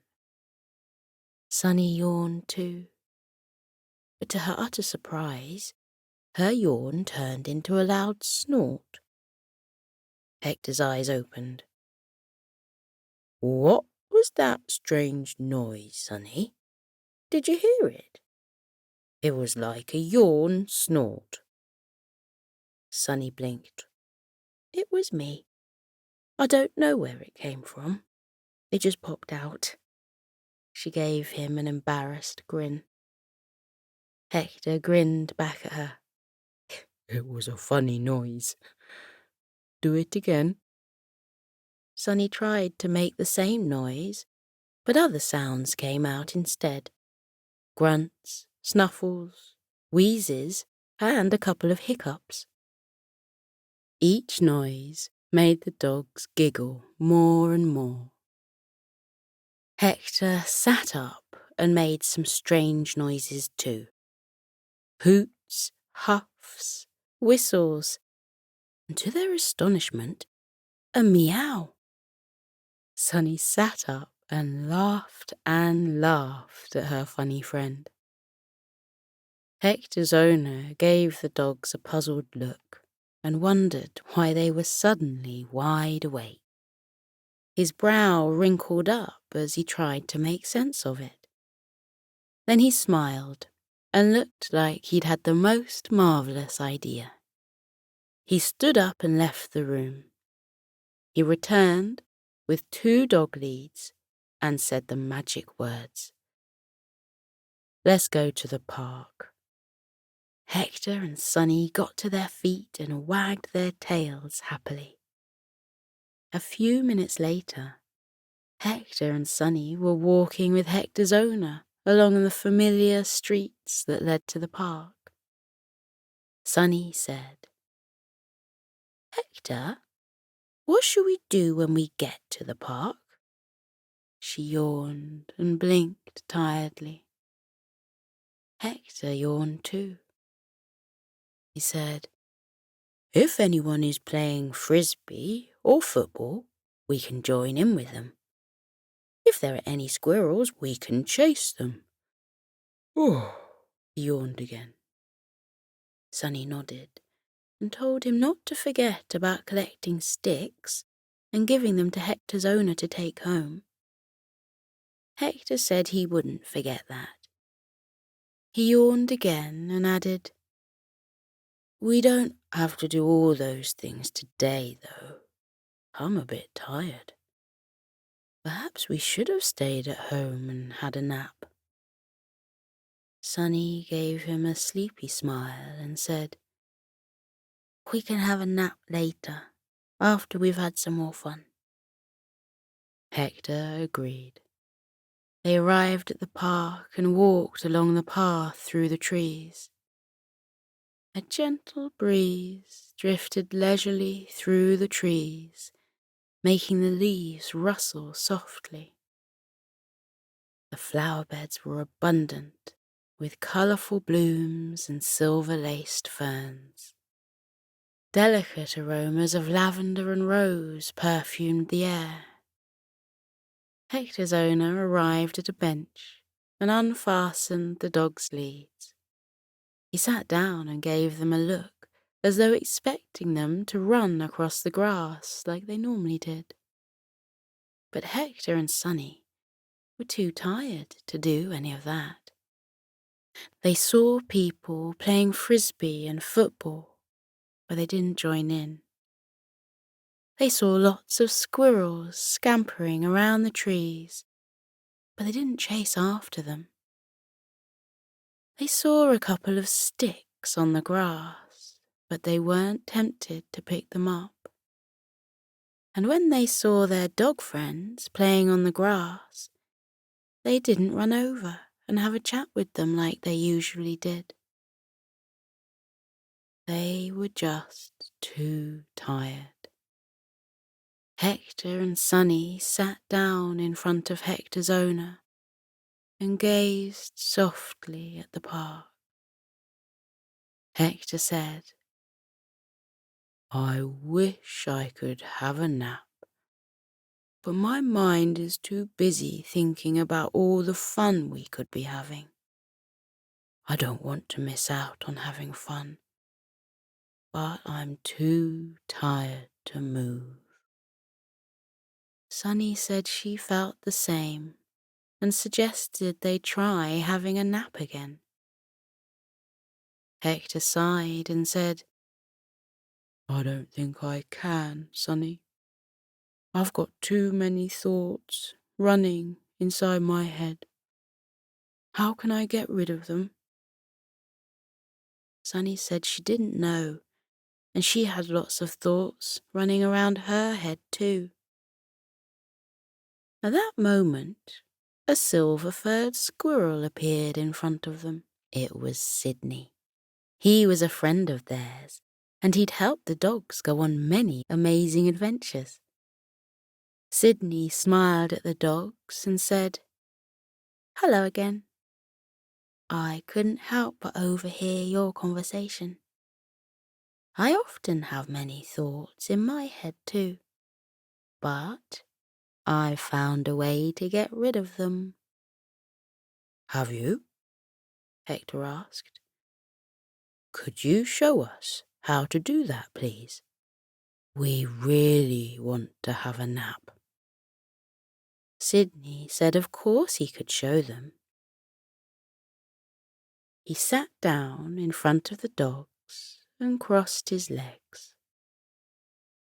In a slow, soothing voice, Sydney said, "Settle yourselves down on the soft, comfy grass.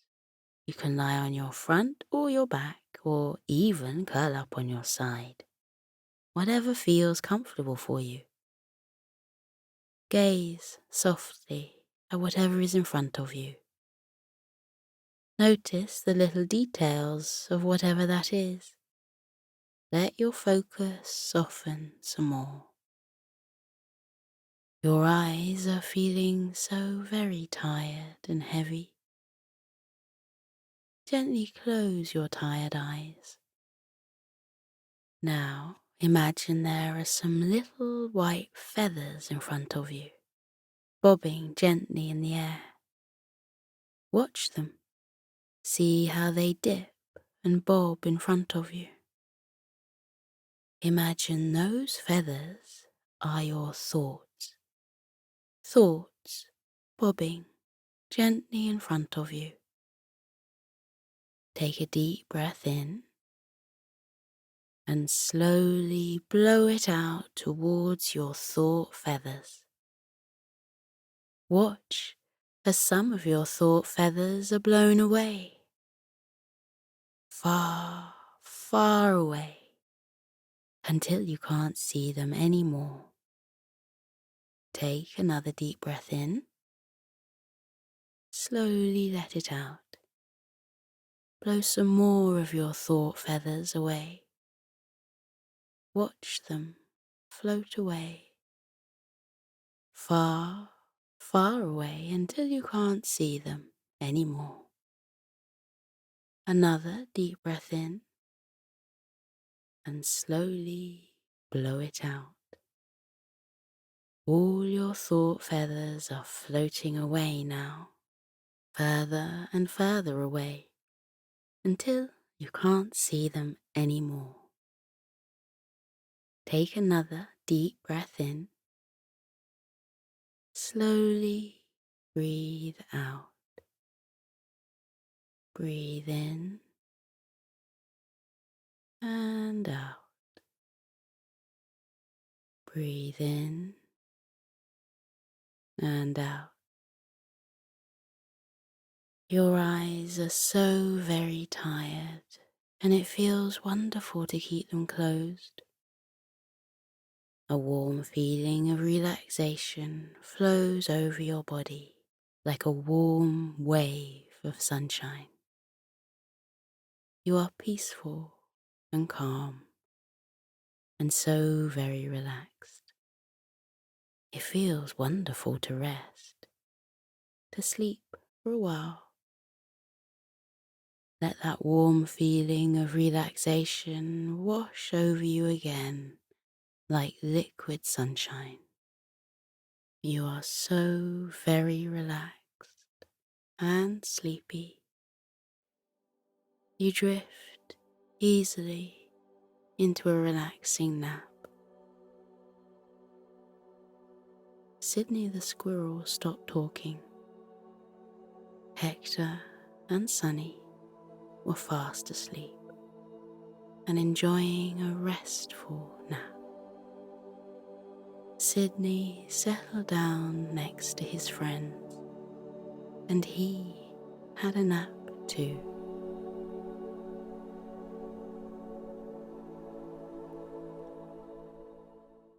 The Mole, the Vole, and the Coziest Hole by Jane Thomas.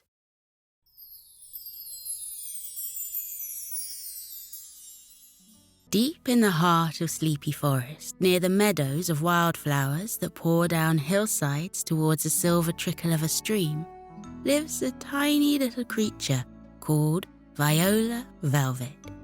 She has the softest fur you can ever imagine.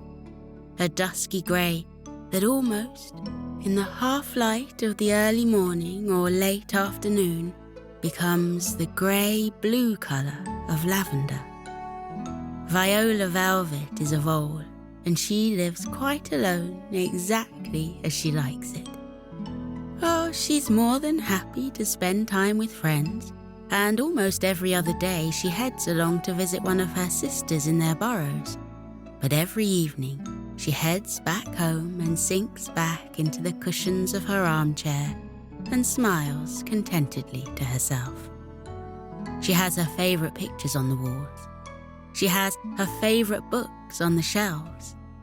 The kitchen is filled with her favourite foods. Her mattress is just as soft as she likes it to be, and nobody ever leaves a damp towel on the floor of the bathroom. Viola Velvet's favourite saying is, "A place for everything, and everything in its place." The candlesticks on the mantelpiece know exactly where they are expected to stand, and the rugs on the floor know precisely which furniture they must line up with, and the mugs and jugs, cans and pans in the kitchen all know in which cupboard they belong. Whenever she does her washing and goes outside to peg it onto the line in her back garden, the socks are always hung up in pairs. The arms of the tops wouldn't dream of being inside out. And her handkerchiefs know how to flutter in unison when the breezes blow. I wouldn't like you to think that Viola Velvet was a boring vole or any such thing. She's actually a terribly interesting vole who has 1,000 thoughts whirling in her head at any one moment. And she has found that everything is a little bit clearer if she organises the world around her as much as she can. That way, her eye, and therefore mind, doesn't get distracted by a crooked picture frame, or a book that is somewhere it has no business being, or a pair of pyjamas hanging awkwardly over the end of the bed. When everything around you is organised, your mind can get back to doing what it does best, imagining things. Viola Velvet is, in fact, a writer, and funnily enough, the only part of her burrow that is allowed to have a little disorder is her writing room. She uses a typewriter, one of those big old-fashioned ones, where you have to really push the keys down, and where the thing where the paper is rolled in makes a satisfying ching when it hits the end of the line and goes back to start a new one. There are always vases filled to overflowing with flowers in this writing room, taken from her garden that's allowed to grow wild. The little vole is a big believer in letting plants and shrubs and bushes do their own thing, which means she has flowers and trees growing in her garden that appear nowhere else in Sleepy Forest. Viola Velvet writes all sorts of books, from cosy mysteries featuring stolen cakes to flights of fancy where anything is possible, to historical stories that dive back into the past, and futuristic stories that reach forwards into a world yet to be seen. Today is a very special day to be introducing you to Viola Velvet, because today is a rare day when she breaks from her routine. Today one of her best friends is coming to visit, and he will even stay with her for a few days. Because she so very rarely has anyone near her home, she makes enormous efforts to ensure they have a wonderful, cosy, relaxing time with her. She makes extra trips to the market to be sure of having their favourite foods waiting for them in the kitchen, and she takes the spare blankets from her dresser and places them over the other armchair in the living room, so her guests too can curl up cosy and warm in the evening.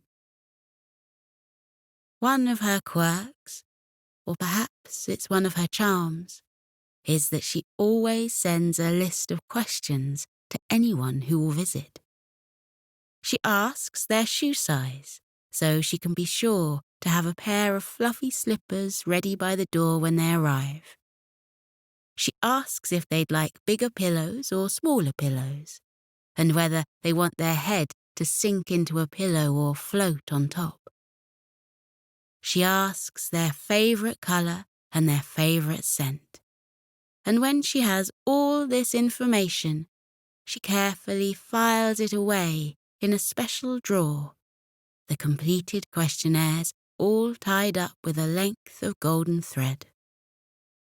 Today, Viola reaches for this bundle and then goes through the papers.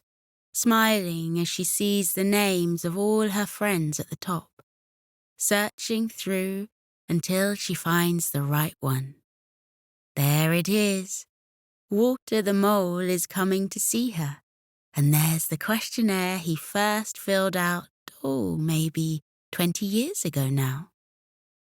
They have been friends for a terribly long time after all. She almost knows it by heart. That extraordinary brain of hers remembers this sort of thing, but she likes to check and be sure. Whoever is visiting will always feel as if they've visited the loveliest, warmest, snuggest, safest, and coziest hole in the world. Last week, Viola finished her most recent book, a wonderful story all about disappearing around the world on a moonbeam. And she always takes a few weeks off after completing an entire book. The first week is spent enjoying doing nothing much at all and stretching her back out after months spent hunched over her typewriter. She revisits the garden and says hello to all the new flowers that have arrived in her absence. And she sniffs the air to remind herself whether summer or autumn or winter or spring is on its way. When you spend your life burrowed away inside the coziest of holes, it's easy to forget where in the year you are. And after that first week of reacquainting herself with the world, Viola will take up her pen and write a letter to a particular friend, asking if they would like to visit. Nobody has ever said no. Everybody loves visiting Viola, and they share stories of what's been happening in Sleepy Forest. And she shares the stories that have been dancing around in her mind, and they tut together at the things that should be tutted at, and laugh together at the things that make them smile. Walter's reply to Viola's letter had been a single word. Yes, he'd written in giant letters on a piece of paper so large he'd folded it 4 times over to fit into the envelope. A huge exclamation mark after the S to show his excitement at coming to visit. And today is the day Viola will cast a final look around the house. She watches as the candlesticks shuffle millimeters to the left, back into their perfect spots, and she opens the cutlery drawer just in time to watch a spoon jump into its rightful place, back away from where it had accidentally been placed with the forks. There are no windows, of course, because Viola lives underground, but she has hung curtains in various places and has them drawn permanently closed, so it seems as if there really are windows just behind them.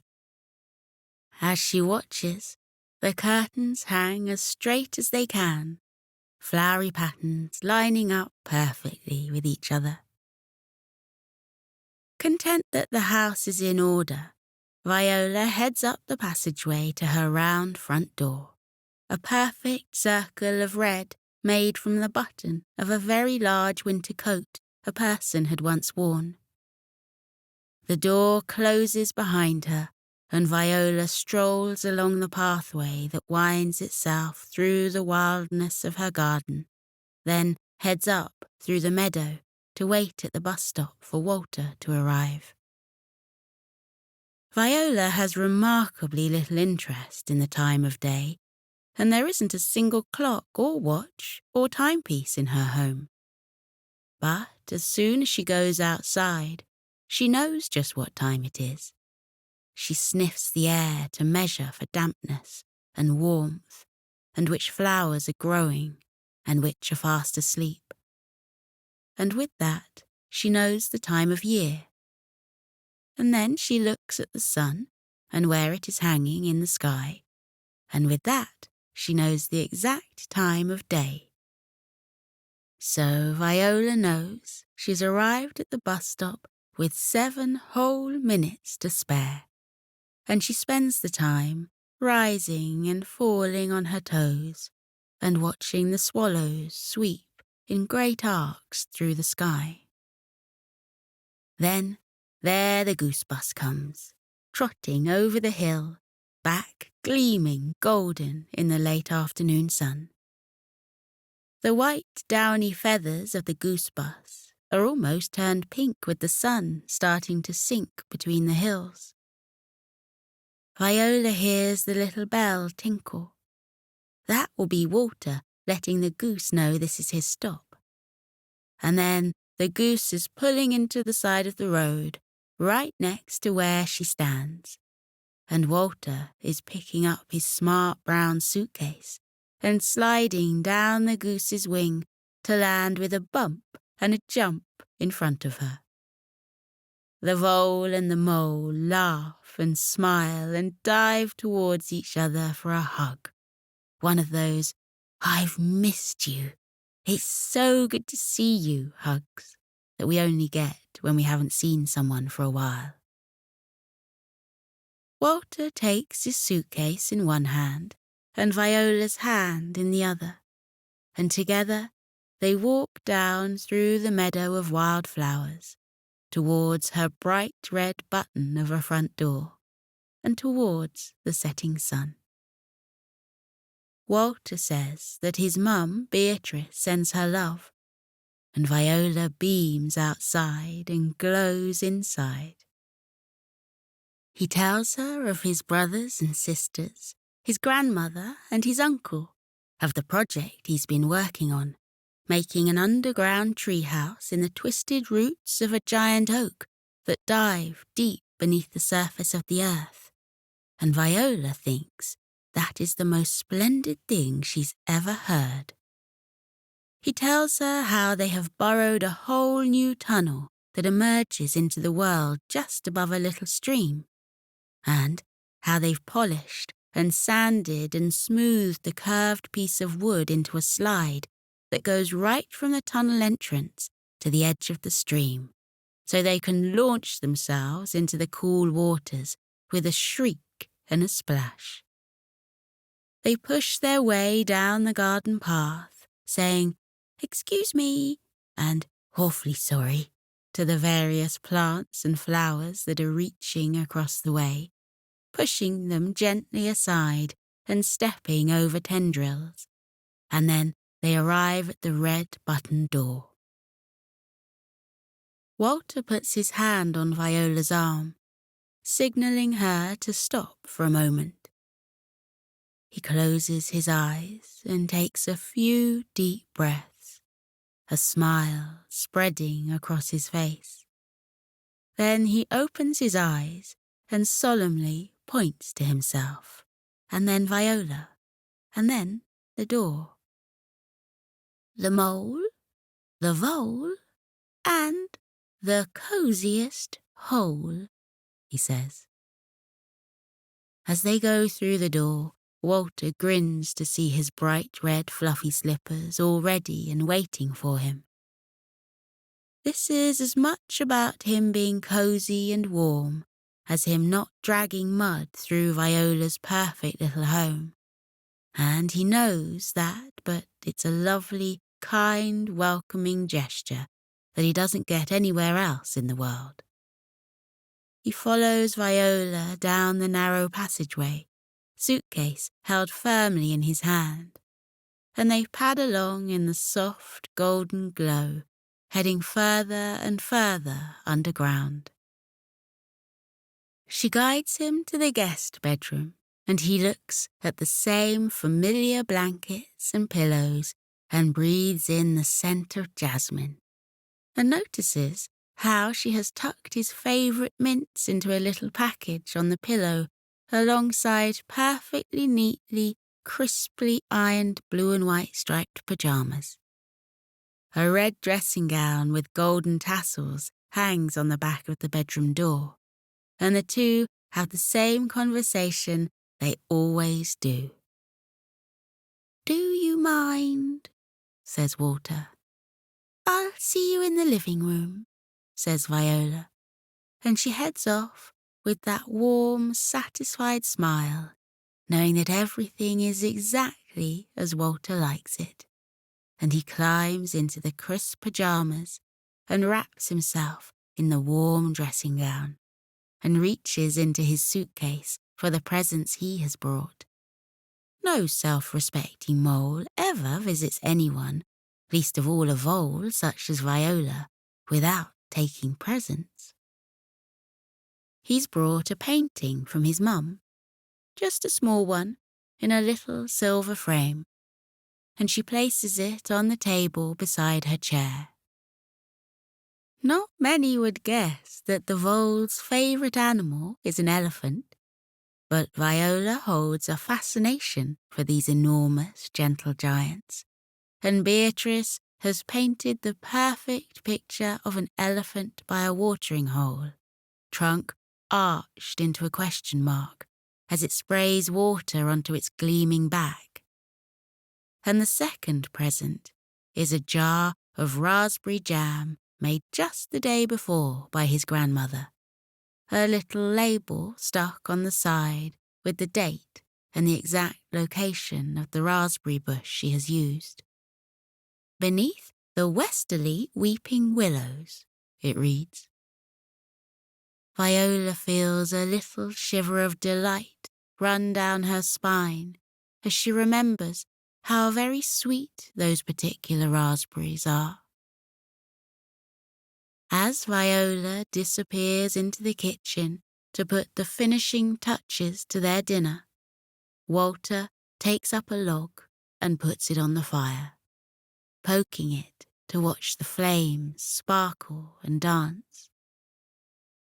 He settles back into his chair and reaches up for the blanket he knows will be waiting for him, opening it out and placing it over his knees.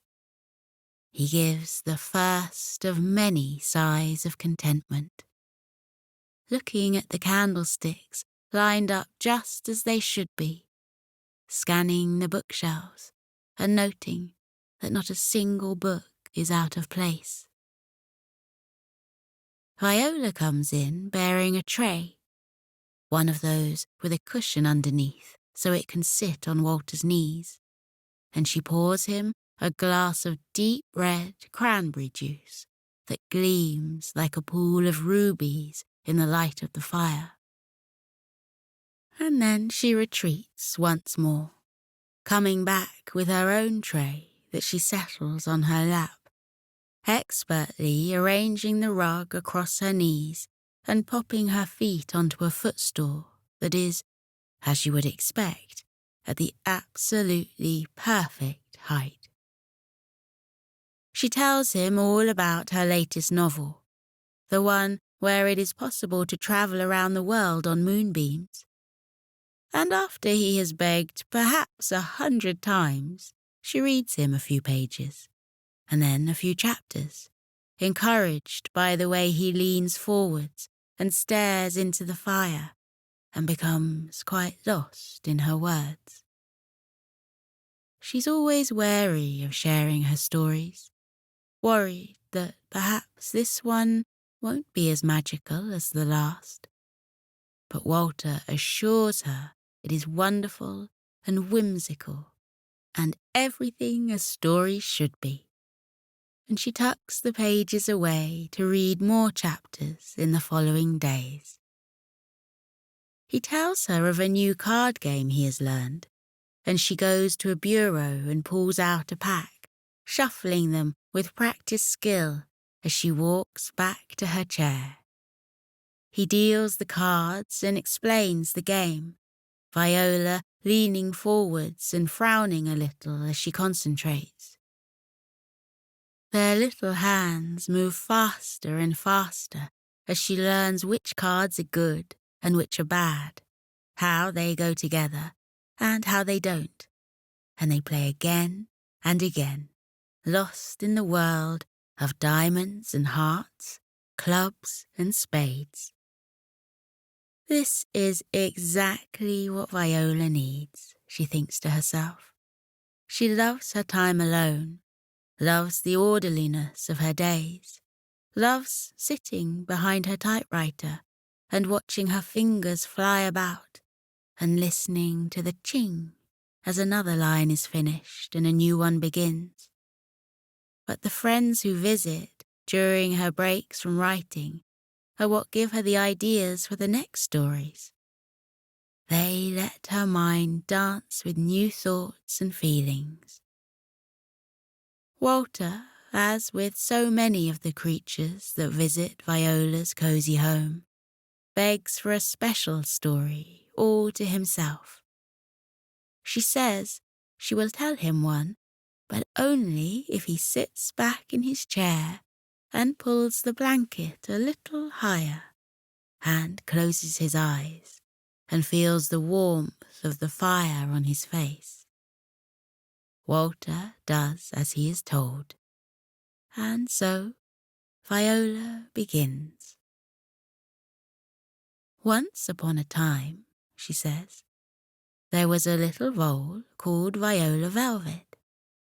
She lived quite alone in the coziest hole in all the world, where there was a place for everything, and everything was in its place. And she was a happy vole, reading her books and writing her stories, and making sure socks always stayed in their pairs, and the toothbrushes always stood perfectly to attention. But then, one day, her friend Walter the mole came to visit. He arrived on the back of a goose, sliding down its wing with a little brown suitcase in his hand.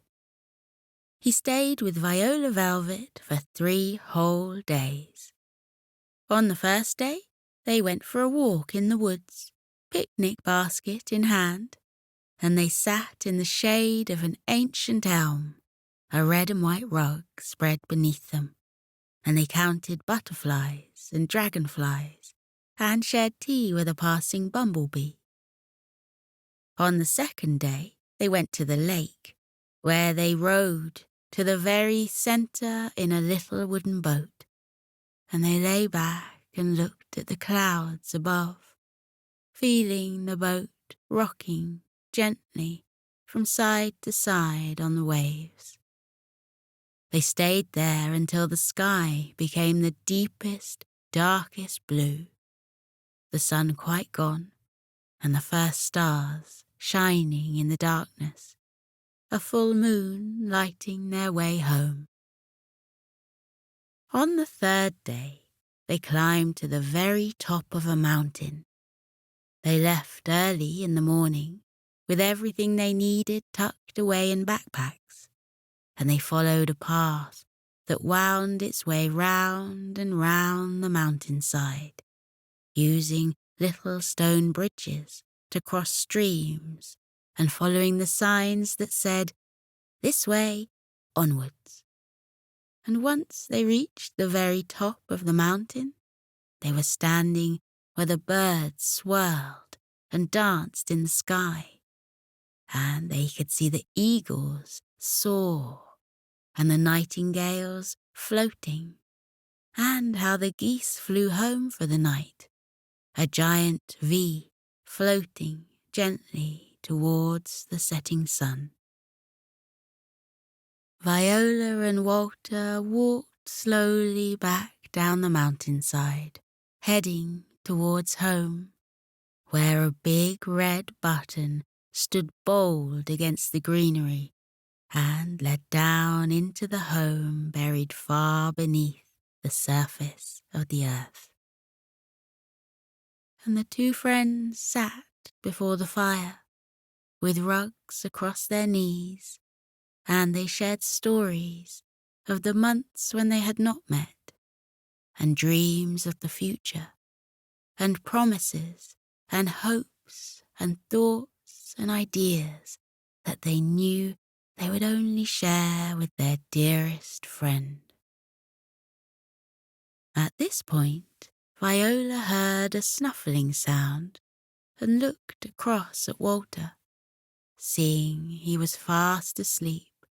A contented smile spread across his face, his head nodding a little as he snored and dreamed. She thought of waking him and guiding him back to his room, but instead she buried herself a little deeper beneath her blanket and pulled her feet up so she was curled into the tiniest ball, nestling her head against a cushion and deciding that this is where she would sleep tonight. Let us leave them there, two tiny, furry, velvet soft creatures, curled up in their chairs before the glowing embers of the fire. For it isn't often that Viola has anyone in her home, and it doesn't do to overstay our welcome. Let us leave them there, two best friends who will spend 3 glorious days and 3 wonderful nights together, before Viola is once more by herself in a writing room with vases of flowers and piles of shifting paper with her typewriter, and her mind dancing from one story to another. Let us leave them there, the mole, the vole, and the coziest hole.